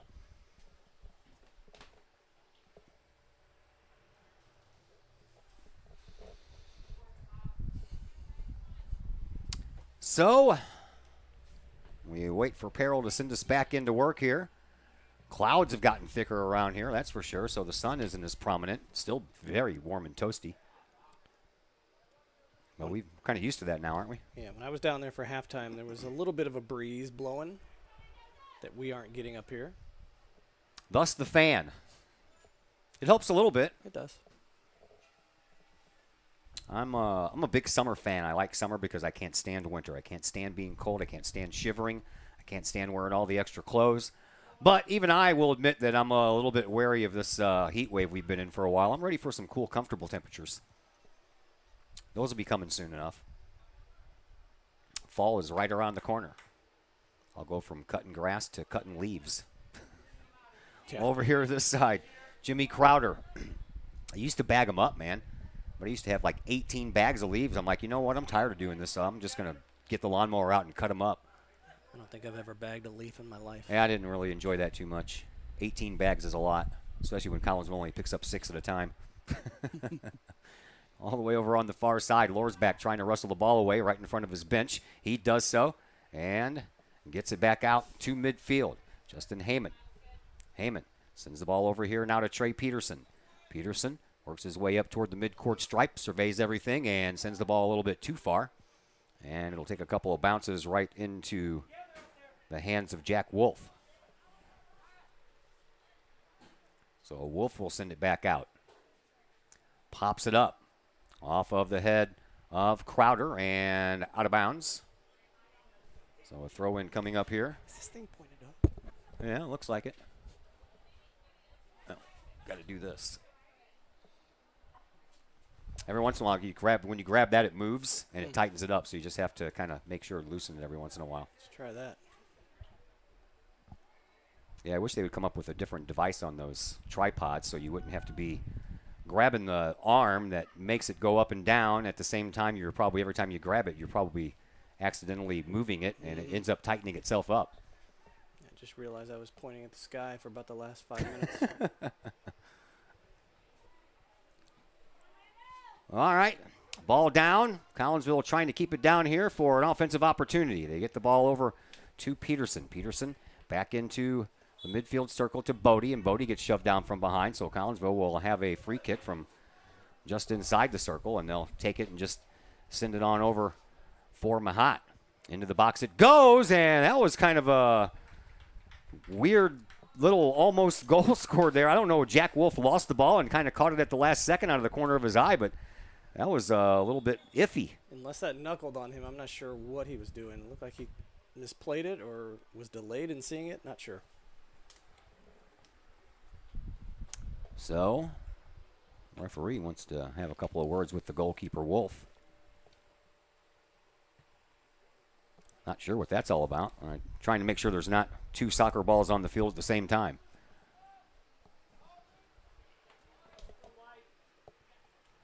Wolf sends it back out. And now Lorsbach trying to chase it down. He's got some pressure from behind, but Lorsbach makes a couple of nice moves, keeps the ball on the line for a moment, but that ball ends up going out of bounds. Collinsville will keep it. Lorsbach will quickly throw it in. Does so to Mahat. Mahat up into the box, and Hensler trying to get there and get it. He can't now. Nothing but Glenwood jerseys around there, but it comes all the way out front, and Bodie, he's with it. Turns, comes up on the left-hand side, gives it to Jimmy Crowder. Crowder on the deep left wing, looking for a little bit of room to move. He can't find any, and it ends up going off of the shins of Miles Brandt and across the inline. So Collinsville will have a corner kick here with 33 minutes, 20 seconds left to play. Here in the second half, Collinsville leads 2-1.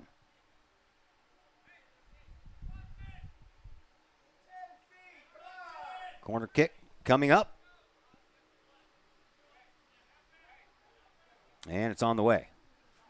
In front, down on the ground. Oh, Hensler couldn't get there to settle it down for a shot on goal, but he turns in circles and sends a little pop shot through the box. And then it's handled by Glenwood, but Trey Peterson takes care of it. Crowder over to Bodie. Bodie sends it back up into the front of the box for a Hensler. Hensler's shot picked up by Wolf. And that offensive push by Collinsville thwarted by the Titans. Wolf sends the ball out to midfield. Collinsville doing everything they can to keep it down here in the offensive zone where they have spent a little bit of time here, just like the first half. Second half has resulted in a lot of offensive zone time. They'll push it all the way back to Borm. Borm circles with it and sends it right in front of his own bench, and that ball is pushed out of bounds by one of the Titans players. So Collinsville will have a throw in from in front of their own bench as new assistant coach Sidney Carroll is over there pushing that ball back into play. No Jeff Hayes. He didn't make the trip today, so I asked Coach Lugie, I said, which coach are you going to send up into the press box for the post-game interview? He's like, I think we should throw Sidney Carroll right into the fire. I'm like, bring her on up. It's the best way to learn, right? Yeah, sure is. Here is Jake Hamilton. Hamilton, oh, what a nice sliding tackle there by Trey Peterson. That ball ends up going across the end line. And we're going to have a corner kick coming up here for the Titans. 31-25 left to play here in this second half. Collinsville leads 2-1. Corner kick coming here in just a moment. Everybody jockeying for position in front of the goal. And a corner kick is on the way. Out the other side, and a header right into that far side post will tie things up here on a goal by Jake Hamilton. That was poor marking by the Collinsville defense inside that 18-yard box. He was left unmarked the entire way. Sure was. And that comes with 30 minutes and 58 seconds remaining.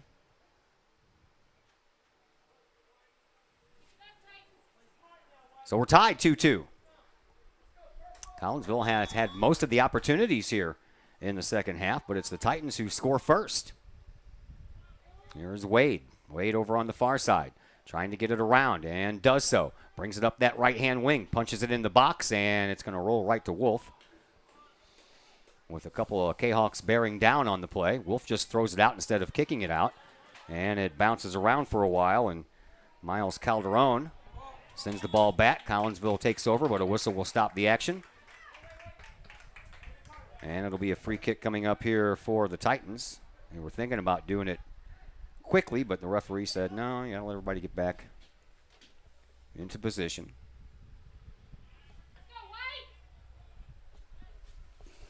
So the Titans have tied it 2-2.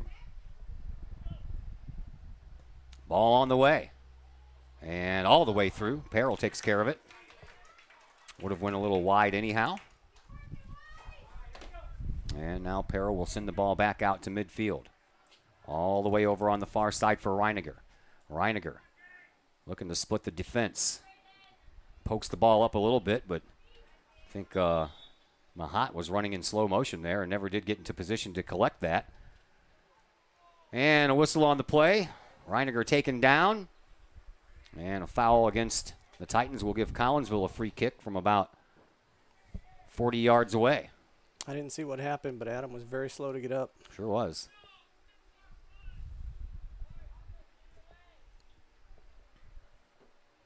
Ball sent forward by Collinsville and off of a head, and that goes just a little bit wide. Coach Lugie said in his opening game remarks that Collins was struggling to win head balls. There's another example right there. We can't get anybody to get high enough to get up and win those balls and get a head on it to put it towards the goal. Well, your tallest guy for Collinsville is playing in between the pipes. Corner kick coming up here for the Kahawks from this near side corner. 2 hour left.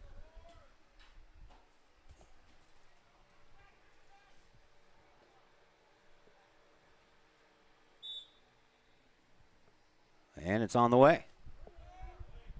Down out front, though. And it rolls all the way out for the Titans to take over. And taking over is Downen. Downen sends the ball up just a little bit too far, so Kahawks are back to take care of that. Dane Compton, he'll turn around, survey things, and he'll send it up into the middle, but just past Jimmy Crowder's foot, but it's picked up there by Bodie. Bodie sends it over here to Peterson. Peterson will send it over here now for Peck, and Peck back to Peterson. Back to the middle we go. Here is Jimmy Crowder. Crowder turns around and sends it back to the defense. Over for Borm. Borm looks around and in the middle of the circle finds Bodie. Now back over to Borm, and Borm's trying to chase it down before it goes out of bounds, and he's not going to get there. So the Titans will have a throw in, and the referee blows his whistle for a substitution right before the throw in happened.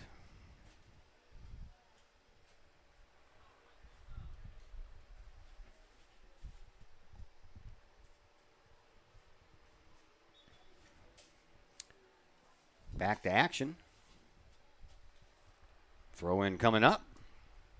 And down it goes, and the Titans take over. They push it forward. Collinsville trying to send it back the other direction, but right now, Glenwood. Oh, just a little bit of a miss hit there by Eben Reed.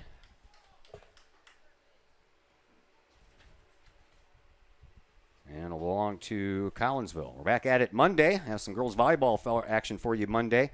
At home versus Altoff before we return to the soccer pitch at home for the big rivalry battle between Collinsville and Edwardsville. That's how our week starts next week. Big win last night by the football team. They'll come back home Friday and take on Triad. That was a great environment last night to see the the away fans come out and support the Kahawks. That opposite side of the bleachers packed with Collinsville fans. Sure was. Coming up on 26 and a half minutes to play, and that ball ends up being skied, and that was another dangerous opportunity there for Glenwood. Goes across the end line, so a corner kick coming up here for the Titans.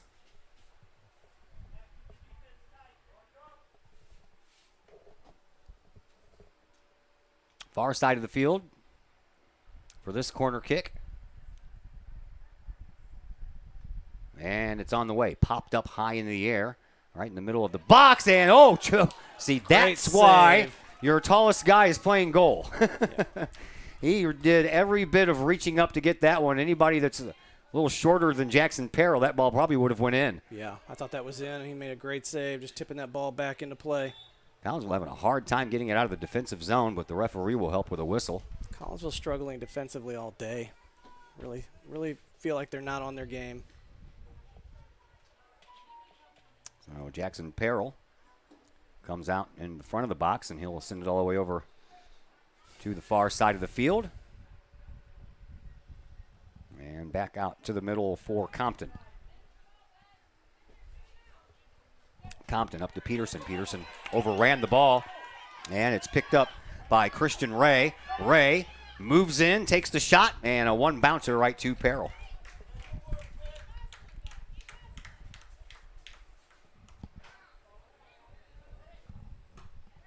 Popped straight up in the air here at midfield, just in front of our location, and now we're going to have a foul called against Eben Reed as he kind of shoved down Jimmy Crowder with one hand while that ball was in midair. Referee comes over and says, you can't do that, man. Jimmy's taking a beating today, too, just like Bryson Bodie.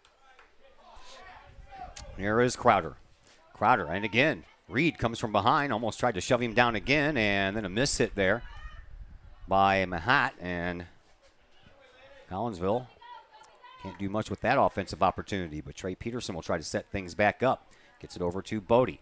Bodie looks, surveys, and sends the ball right through the middle, and a nice little pass there for Garofalo. Garofalo turns on the deep left wing, trying to get around a player, does so at the inline, puts one in front. Oh, off the post. Almost an own goal. Yeah. Good work by Sam Garofalo on this far end line. Little 1v1 dipsy-do. Gets the cross off. Another corner kick coming up here for Collinsville, again on this near side, but Collinsville is making a couple of player substitutions first. Peck and Garofalo go out. Lore's back. And not sure who the other one is. Couldn't see the number. It was Aiden Hensler that went in. Another poke out toward the front, and a one bouncer finds Wolf. And we remain tied at 2.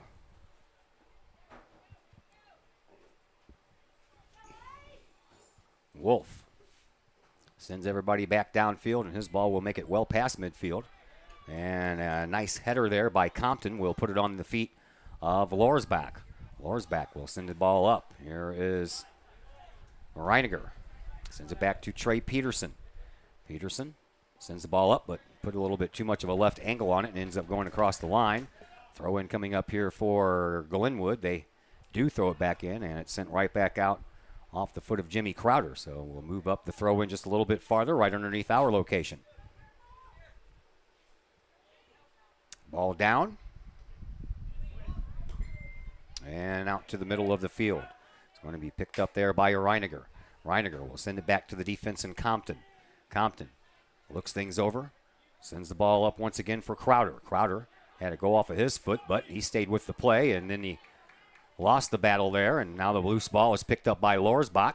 Lorsbach moves the ball up to Hensler, and Hensler back to Lorsbach in the middle, but a little bit too far for Lorsbach to corral it. And then out toward midfield, and the Titans try to bring it back up. Collinsville intercepts. Nice play there from behind by Reiniger. Over to Borm. They send the ball up. Here's another little chip shot by Bodie. Bodie sends it over onto the far side where Hensler is taken down, and the ball ends up out of bounds, and it'll belong to Glenwood. I know they look alike, but Gavin Knoll subbed out Borm on that right back. I can't see numbers, man. All I see is bodies. I know. They look alike. They got 19 and 9. But, yeah, Gavin Knoll's at right back right now. All right.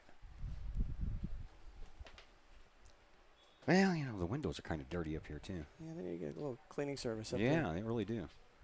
Luckily, the top window slid down. That's why the camera's got the view that it does, because we were like, man, these windows are dirty. And the camera tripod's too tall for me to open up the bottom part. Here's a shot that's going to go well wide. And out of bounds. Goal kick restart coming up here for Jackson Peril.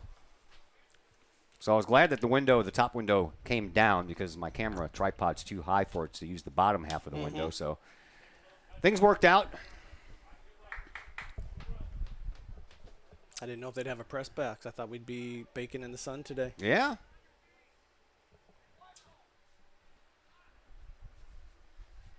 Well, I knew they had a press box because I always email the athletic directors of the school I'm going to visit. And I asked them, I said, I just need some room in the press box. They said, no problem. So I kind of figured there was a press box, or else he would have said, well, I'm sorry, man, we don't have a press box. You're going to be in the cornfield right behind the players' benches, if that's all right with you. Or back by the solar panels. Yeah. Here's Collinsville with an opportunity over on the far side. Adam Reiniger circles over on the right wing. And again, circles, tries to send the ball up and off of the shins of one of the players. That's a good play by Reiniger, because that ball was getting ready to head over the line. And just before it did, he ricocheted off of the shins of the defensive player and across the end line for a corner kick. Great individual effort by Adam. Corner kicks have not proven to give us too much here today on both sides. We'll see if that can change here. See if we can get a goal on a set piece. Not your traditional corner kick, just a little corner pass. Comes up into the box and out in front. Wade trying to track it down. Looked like everybody was flat-footed and just standing there. That's a foul. And that was, I'm telling you, that was close to being a foul inside the box. Yeah, he must have just stepped out of the box and got taken down. But it'll be a great opportunity for a set piece here, right on this left corner of the outside of the 18-yard box. Some miscommunication there between Aiden Hensler and Jalen Wade. A ball slotted through, and nobody knew who to take it. Yeah, they all just kind of stood there and watched it like it was traffic going by.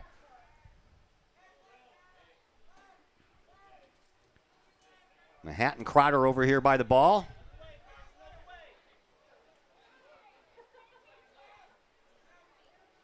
And a little bender that goes right into the head of one of the Titans players and then back out. Collinsville, though, corrals it back out in front of the box. Jimmy Crowder with it. Crowder trying to move it over to the right wing. Gets a little held and almost got tripped up, but he separates himself from the player, and the ball ends up going out of bounds. And actually, Crowder hit that with his back heel of his foot and out of bounds, and the referee standing here in midfield saw the whole thing happen and called the right direction. A lot of folks over on the other side probably thought that it was the opposite way.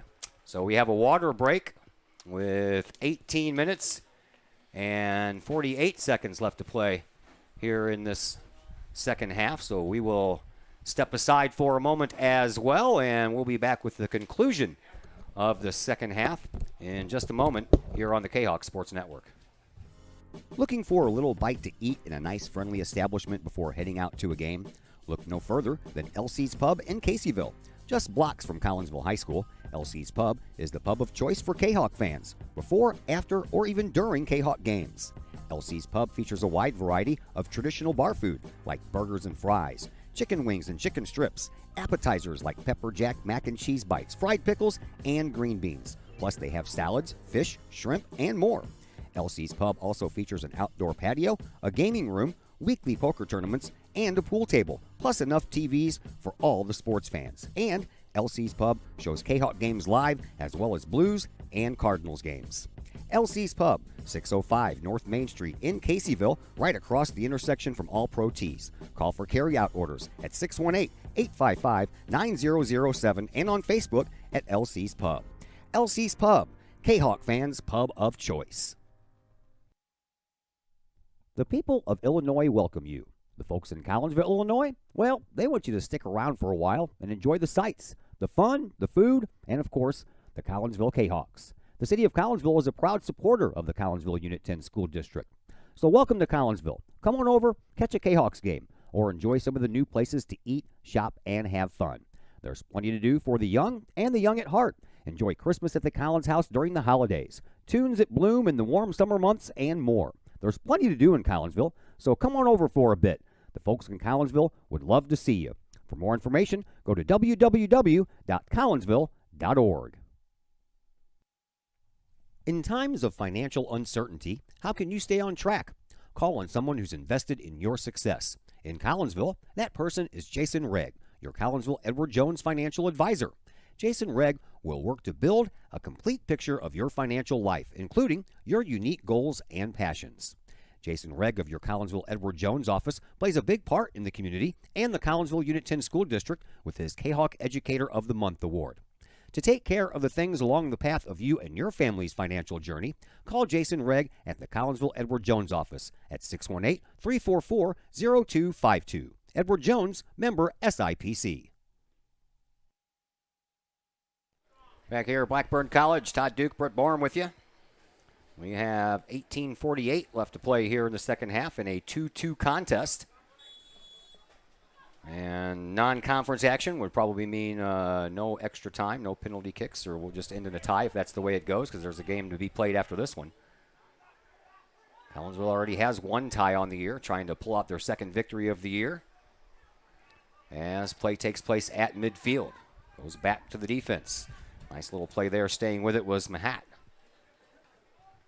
Back out to the midfield circle.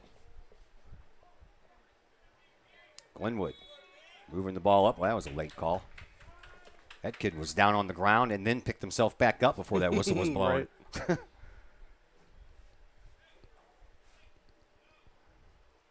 Free kick coming for the Titans right at midfield.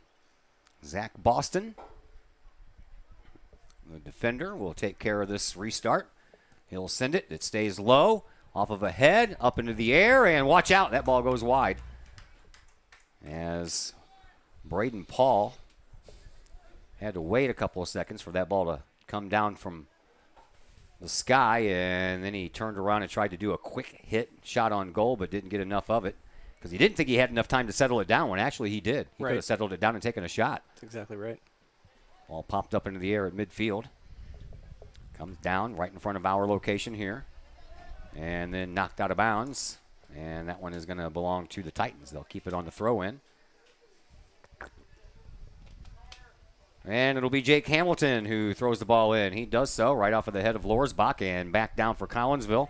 And Mahat stays with it, sends it up to Wade. Wade pops the ball up over here for Hensler. Hensler coming around on that left wing, waits for his teammates to catch up, looks, and fires it in front for Wade. Wade splits the defenders, sends the ball back out in front once again for Bodie. Bodie, he looks, he shoots, and he puts it into the box. It has a little spin move, and it ends up going across the line before Collinsville could get there, even though that ball wasn't moving very fast.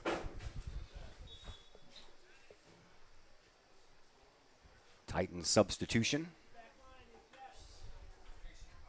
15 minutes left. Collinsville's got to get another goal. Yeah, I'm sure they'd like to head into Edwardsville with more than a goal a game average right now. Yeah. They got a little bit over that because they scored 2 here tonight. 1 goal in the Triad game, 1 goal against Alton Marquette, and 2 goals here. Let's up that average just a little bit more heading into the Edwardsville game on Tuesday. It's going to be a tough match. Sure is, always is. Every single time I've done a soccer game between Collinsville and Edwardsville, and it doesn't matter what gender it is tight and usually exciting. Yes, it is. Collinsville trying to make a run for it here. Over on the far side, Reiniger sends it back out front for Heyman. Heyman will send it back over here to this side for Lorsbach. Lorsbach settles it down, looks to get around a defender, coming around the left side of the box. And that ball gets shoved across the end line, and I believe that's going to be a corner kick. And it will be. I think that ball just went over the end line down there where the corner flag is. You're right. Nope, it's a throw. It's hard to tell. It is. Okay, so they're just going to throw it in right down to Lorsbach in the front. Boy, I tell you what, Wade was standing right there waiting for it, but didn't quite make it all the way to him before the head of one of the defenders for the Titans got there. On the ground it goes to Bodie. Bodie gets around one defender, puts the shot on goal, but it's a bouncer right to Wolf. Not much he could really do with it there. No one to pass it to. I think Wade was the only one close enough to him, but if he would have passed it to him, I think he would have been offside. So back to midfield we go. Here is Reiniger. To Mahat. And upwards we go. Here is Bodie. Bodie over to Lorsbach. Lorsbach waits for the ball to get to him as a defender was closing in. Gets it back to Peterson just in time. Peterson gets around the defender. Sends it back over to Lorsbach. Lorsbach sends it up to Wade. Wade back to Lorsbach. Lorsbach from the corner of the box. Up in front now for Hensler. And Hensler gets taken off the ball at the last moment. And now an opportunity here as Jackson Perrell comes way out of goal. Pokes the ball away just before Downen can get there. And we're going to have a whistle on the play, and it looks like a free kick coming up here for the Titans just outside the 18-yard box. I think Jackson Perrell might have clipped him there. Actually, I think they're going to call that one it's a red? on Gavin Null. They're going to call a red card on him? Really? That's a red. They calling that a goal-scoring opportunity? That's the only way that's a red card. I don't agree with it either, but well, looks like Collinsville is going to play shorthanded for the rest of this game. And that's unfortunate because I didn't see that one coming at all. That should have been a yellow card at the very least. I didn't see any ill attempt or any ill will there whatsoever. The only way that's a red is because he's calling that a goal-scoring opportunity, and that's going to be a red, but I don't know. Well, Peril came out and got his foot on it. Exactly. And that ball was outside of the box. I think that's questionable, and I think Coach Lugie's asking the same question. Yeah.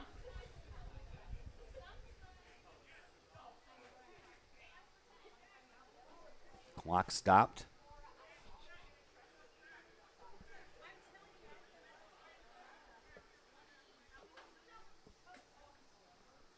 .54 left to play. Here in this second half, 2-2 game. Titans with an opportunity to break the 2-2 deadlock here with a free kick just outside of the 18-yard box. Neither coach is happy with this call, as Coach Josh Boyd has entered the fray there, and he's not happy either. Well, you can complain all you want to, but highly unlikely they're going to Right. reverse the call. No. Just trying to get your frustrations out and get your 2 cents worth in.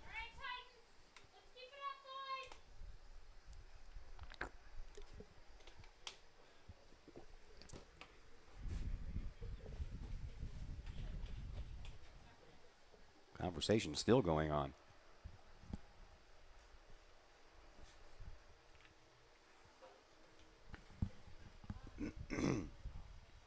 Sydney Carroll standing in the background listening to it all. We'll have to ask her about that conversation.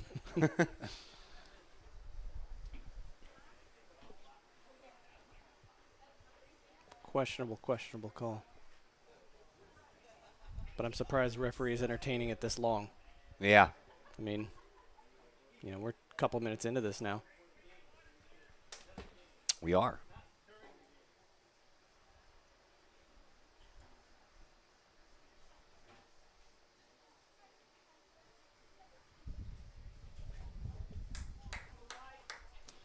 Well, the conversation's finally over. We'll have to watch and see what Coach Lugie does now, being down a back. Does he move a midfielder back and go back to 4 backs, playing a man down, or does he continue to go with the 3-back formation?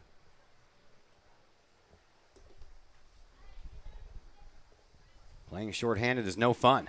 No, not in this heat.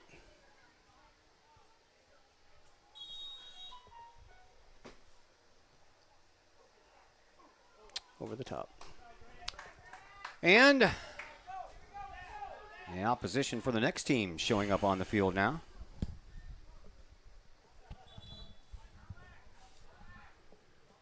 Goal kick restart coming up here for Jackson Peril.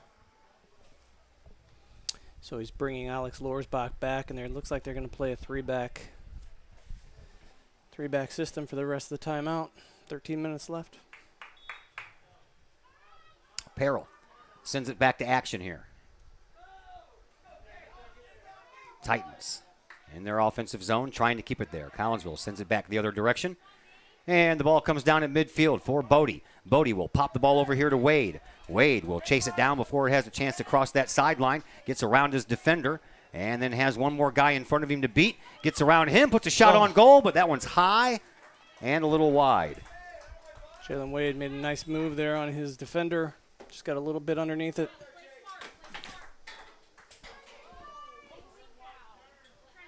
Nope. Just trying to lift it up to get a bug out of here, and it just fell right out. Lifted up the screen because there's a fly flying all around. I'm trying to lift it up to slide it out, man. I'm telling you what, that thing just popped right out. Thought she was going to come get you, Todd. I'm telling you. Titans cross midfield. Excitement up here in the booth. That ball will bounce to Peril after a try there by Carter Downen. And here is Wade, overran the ball. Comes back, though, and Crowder trying to take it over. He gets taken down from behind by Jake Hamilton. And we're going to stop the clock because we're going to have a card issued. This one's going to be a yellow card. So Jake Hamilton will have to go out. He'll be replaced. In the meantime, Jimmy Crowder, just underneath our location, is in a little bit of pain. As Coach Lugie comes from the sideline to check on his midfielder, make sure he's okay. And since we have an injury timeout, the clock is stopped with 11:43 left to play. We will take a little bit of a timeout here while they tend to the injured Kahok, and we'll be back here in just a moment on the Kahok Sports Network. Pack Mail of Collinsville, locally owned and operated by Ryan Combs. Pack Mail can ship anything, anywhere. They treat you like a neighbor because, well, you are a neighbor. Pack Mail offers shipping materials and containers, private mailboxes, as well as climate-controlled self-storage. Visit Pack Mail at 407 Beltline Road in Collinsville. Online, WeShipSt.Louis.com or call Pack Mail at 346-4884.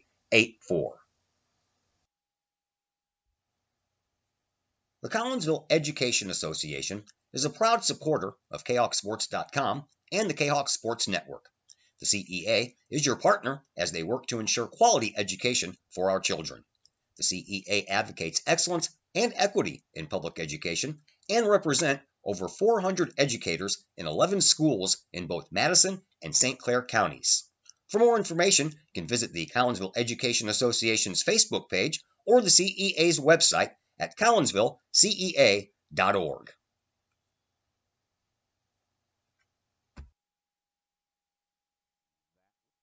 Back to action as Crowder almost got off the field under his own power for the most part. He was helped out by a little bit by Coach Lugie, but he appeared to be okay, just a little banged up on the shin area.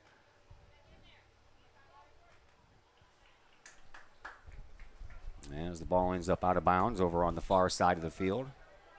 This is trouble. And here comes the Glenwood Titans in front, and it goes past everyone. Boy, they got lucky there, did the Kahawks, and that ball comes all the way out across the end line, across the sideline here, so Collinsville will get a throw in. Coming back.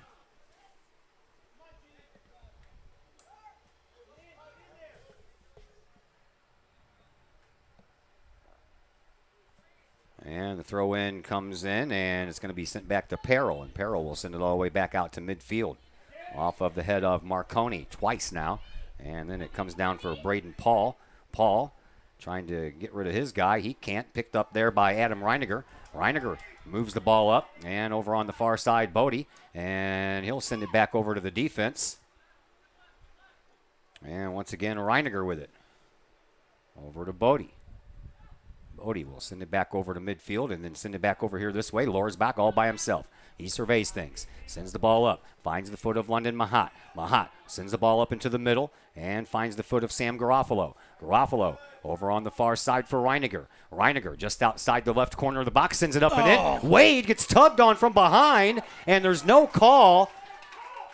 Right in front of the goal, Wade got his back collar grabbed by Maddox Gerger, and there was no call on the play. Ball went through the crease, past two players. Golden opportunity for the Kahawks. Here's Bodie once again. Bodie sends the ball up just outside the box. And Reiniger turns, puts one toward the goal, and it's scooped up by Wolf.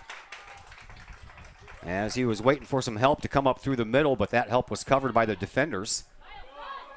And now another opportunity here for Glenwood as Downen over there on the far side trying to work the ball around Peterson, and a whistle on the play. And I think we had a foul way away from the ball. It may have been an offside. Yeah, it is. sure. Flag guy still holding his flag out, so yeah, it is offsides. So Jackson Peril will put the ball down in between midfield and the front of the 18-yard box, and he'll send us back to action here. He does so. That ball stays low. And off of the foot of Marconi. He'll track it down and then try to work his way around Mahat. He does so. A pass sent up. And that one kind of fooled Peterson. And here is Downen again, and he scores. Carter Downen breaks the tie as Trey Peterson lost track of the ball, didn't know where it was, spun around, found it, and by the time he did, it was too late.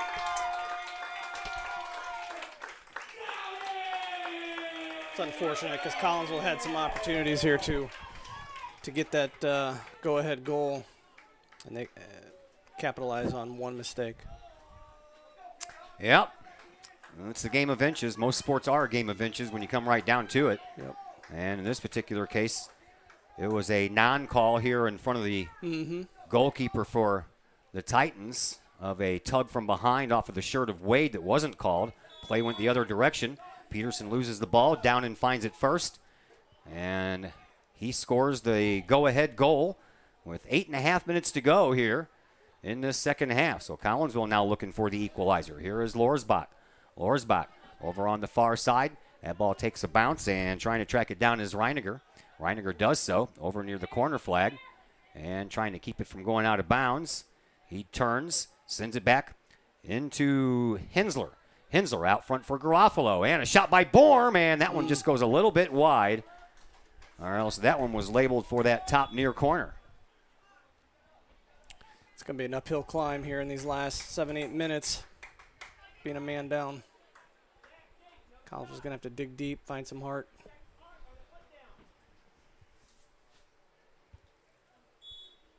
Wolf sends the ball back down. Won't quite make it to midfield, but it'll bounce that way. Onto the foot of Lorsbach, who gets it to Bodie, who gets it on up for Mahat. Mahat over for Wade, but on the wrong side. Wade never got there. And now Collinsville will have to play defense again. Here is Downen. Just scored the go-ahead goal. He's in the front of the box, takes the shot, and it goes wide.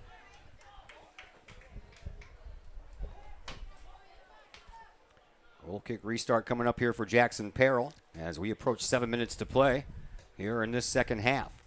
3-2 in favor of Glenwood. Our back three are on their toes, on their heels, I should say.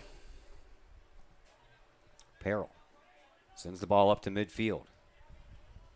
Comes down for Reiniger. Reiniger sends it back to Bodie. Over here now for Garofalo. Garofalo sends it back into the middle for Mahat. Back over this way now for Bodie. Over to Wade. Wade tries to chip it around a player, and he was trying to spring loose Garofalo over there, but that ball didn't get there. Collinsville gets a throw in. Garofalo throws it down for Bodie. Back to Garofalo. Back over to Bodie. Wade waiting over there on the left wing. Now Garofalo splits the defenders. Puts a shot on goal. That one just goes wide. Just wide. Past the post. And Wolf didn't even get a finger on it, because if he would have, we would have a corner kick right now.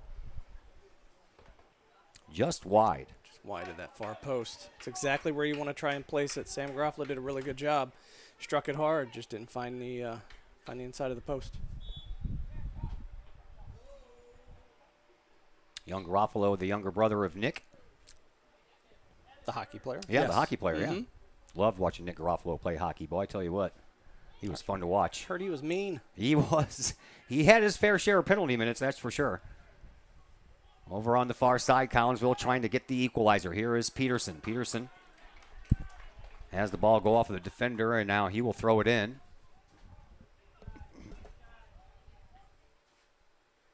And that ball is sent across the end line. Collinsville's going to have a corner kick here. Running out of time. 5:25 left to play here in the second half. 3-2 in favor of Glenwood.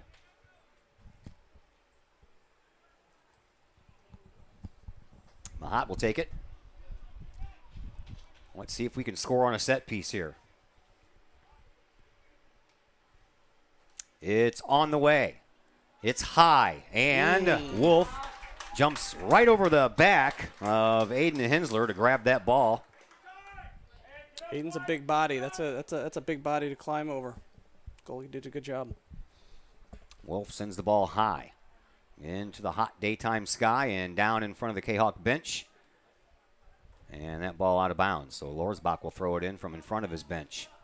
Time is of the essence here now. Collinsville trailing by 1 as we're down to the final 4.5 minutes here in this second half. All the way over here for Bodie. Bodie surveys, sends it up for Wade. Wade, he'll get the ball. He'll look around. He'll send it back over to Bodie, and Bodie will send it back to the defense. And Dane Compton will send it on over to Lorsbach. And Collinsville needs to head in that direction to get a chance to square things up here. Loose ball picked up by the Titans. They send it back out to midfield, and a misplay there by Bodie. Sends it back to the defense, but Compton's there to save the day. And then off of the head of 3 different Kahok players. And then down, then off of the backside of Compton. Comes down once again, and Mahat bumped into Compton. He stays with it, and now Mahat with it. He'll turn around, send it back to the defense in the Lorsbach. Coming up on 3:45 left to play here in the second half. Alex Lorsbach moves the ball across the midfield line. Tries to send the ball up that right side sideline, but it's off of a Titan player and back down. And now back out front we go to Bodie. Bodie from in front of the circle chips it up. And Crowder with it. He gets shoved down from behind. No call there. Reiniger in on the action, or excuse me, that is Hensler in on the action. And now Hensler tried to get the feed from Bodie, but it didn't quite make it far enough. And the Titans bring it back up here with 3:20 left to play here in the second half. 3-2 in favor of the Titans. Here is Miles Brandt. Brandt sends the ball over to the far sideline. And here come the Titans once again. Coming in from that deep right sideline, cutting across the middle. Lorsbach intercepts. Nice defensive play there by Alex. He'll send the ball all the way up now to Reiniger. Reiniger will move the ball up on a nice pass to Aiden Hensler. Hensler in a race over on the deep left wing. Slows things down and looking for some help. He'll send it out front. And once again, it is Reiniger. Reiniger had Wade waiting in the box for him, but he got taken off the ball. Now all the way back to Lorsbach. 2:40 left to play here in this second half. 3-2 in favor of the Glenwood Titans. Collinsville looking for the equalizer, and they'll have to wait a little bit longer as that one bouncer goes right into the hands of Wolf. And that stops the play. And back out to midfield we go. Titans poke the ball into the offensive zone. Christian Ray with the ball for the Titans. Right now, probably just wanting to waste some time. That ball goes off of Ray, so Collinsville will get it. And they'll have just a little over 2 minutes to move the ball downfield to try to tie this game up. Compton sends the ball back out to Jackson Perrell. Perrell to Lorsbach. Lorsbach brings the ball up. Poked back out by Boston. Comes down over in front of the Titans bench, and trying to save the ball over there was Reiniger. And it'll belong to Glenwood. Time's of the essence, minute and a half left to play. Well, of course, Glenwood's going to take their time throwing this ball in. Well, that's in that time zone where they stop the play.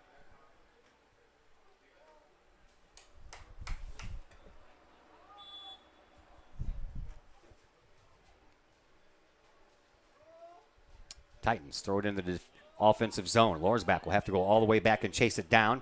He'll send it to Jackson Perrell. Perrell will send it back over to Lorsbach. And Lorsbach and company down to their final 80 seconds left to try to get something done here to tie this thing up. Here is Peterson. Peterson races it up the sideline. Intercepted there in front of the Titans bench by Reiniger. Reiniger sends it back into the middle, and Jason Bodie. Or excuse me. That's Dad. Yeah, that's Dad, I know. That's the one I'm used to saying the most. And it's punched back in, and we're down to the final minute here. Collinsville has a lot of work to do and not a lot of time to do it in. Lorsbach throws the ball up, and it's poked over onto the sideline. Collinsville stays with it, and it just skips past Garofalo. He tries that sweeping leg from the prone position, and it'll be another throw in here for Glenwood. As we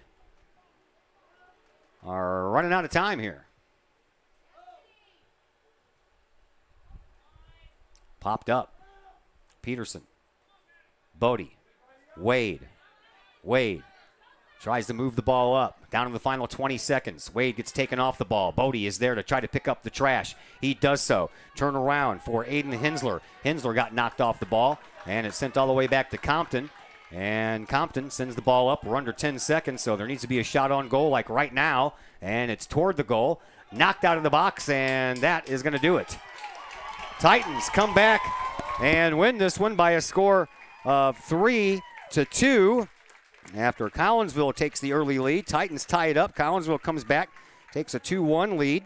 Titans tie it up at the beginning of the second half and then get the game winner from Downen with about 8 minutes and 38 seconds left. That brings us into our Chiropractic Works post-game show here on the Kahok Sports Network, brought to you by Dr. Chris McCluskey. He and his crew are focused on helping as many people as possible live high-quality lives all through chiropractic care. So you can visit Dr. McCluskey at Chiropractic Works. He is located at 410 Regency Center, just off of the Beltline Road in Collinsville, or you can go ahead and give them a call at 343-3602 or online, chiropracticworkscollinsville.com. Post-game program comes your way next on the Kahok Sports Network. As the Director of Sports Medicine at Next Level Performance Institute, I oversee the care of all of our athletes, many high school, collegiate, and professional. Our goal is to help athletes stay on the field and maximize their performance. We have state-of-the-art diagnostic equipment where we can actually perform testing to get to the root cause of problems that could be getting in the way of athletic performance. When it comes to taking care of athletes, we take a full body approach, whether it's musculoskeletal ailments, nutritional issues, organic issues such as headaches, sinuses, digestive issues. We have advanced training to where we can remedy health issues and return that athlete to play as quickly as possible. If you or your athlete are dealing with any kind of nagging sports injury and would like to see if we can possibly help, feel free to give us a call or come by the office anytime.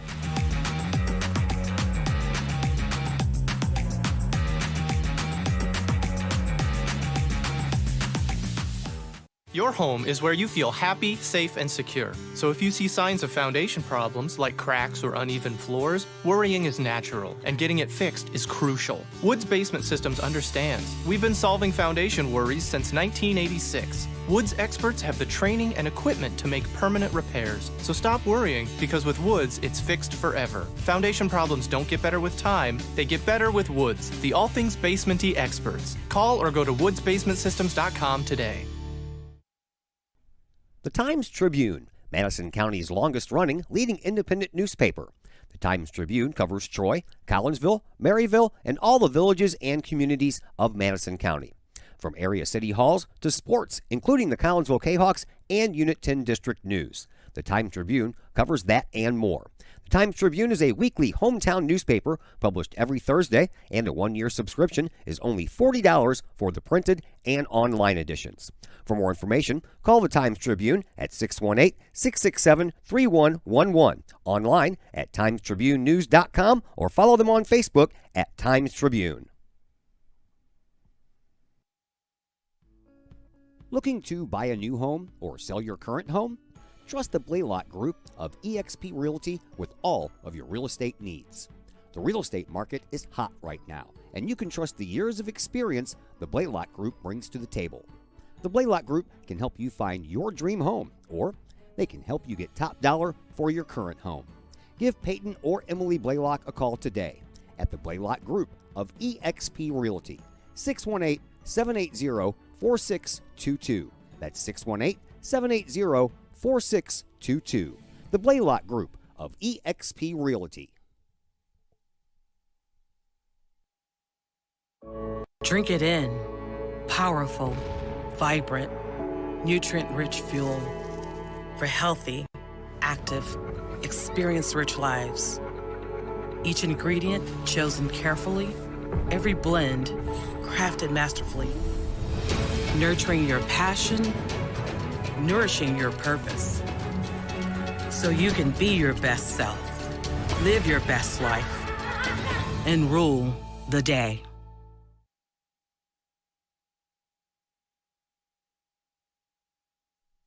Collinsville High School alumni Stacy Lauenstein, CHS class of 91, Lisa Bassetto, Sarah Sulke, and Tracy Limp, CHS class of 94, Tony Geisen, CHS class of 96, and Kevin Robinson, CHS class of 99, want to wish all of our Kahawks a great year. We look forward to cheering you on and supporting you. Work hard on the court and the field, as well as in the classroom. Remember, once a Kahawk, always a Kahawk. Hashtag Kahawk Family. As the Director of Sports Medicine at Next Level Performance Institute, I oversee the care of all of our athletes, many high school, collegiate, and professional. Our goal is to help athletes stay on the field and maximize their performance.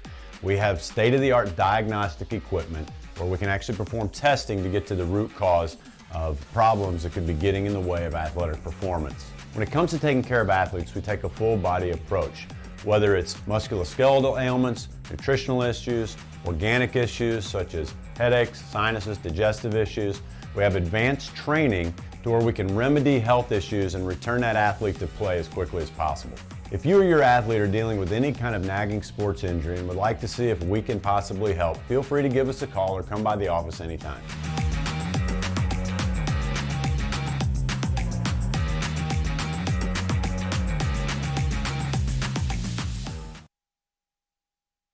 And once again, we welcome you back into the Chiropractic Works post-game program here on the Kahok Sports Network. Collinsville drops their first game of the year on the boys soccer program. And the Cahoks are now 1-1 on the year. Collinsville scored first in this one. It was Trey Peterson with some nice moves to Aiden Hensler, and Hensler gets the goal. And then the Titans tied it right up almost a couple of minutes after that. And then 2 minutes after that, Reiniger gets on the board, and it's 2-1 Collinsville. That's where we stood after one half of play. Collinsville then gets a goal to take the lead. Titans got the goal at 2-2. That was scored by Hamilton, and that was about 10 minutes into the second half. And then after a red card was issued, which put Collinsville down a player, it took a few moments, but Downen came in and got past Trey Peterson. Peterson lost the ball as he was spun around, and Downen put a shot on goal that got past Peril, and that was the game winner. Came with about 8 minutes and 38 seconds left, and it ended up being the difference maker in the 3-2 win by Glenwood. That's going to do it for us here this afternoon. We're back at you Monday. We have some girls volleyball action from home against Altoff on Monday. We return to Kahok Stadium on Tuesday for some more soccer action as Edwardsville comes to town Tuesday evening. Big thank you to Brett Borm. Big thanks to Coach Lugge in the pregame interview. And, of course, a big thank you to all of our sponsors. We could not do this without all the folks that are sponsoring us here on the Kahok Sports Network. So, until Monday for some girls volleyball, my name is Todd Duke. Everybody have yourselves a fantastic rest of your weekend.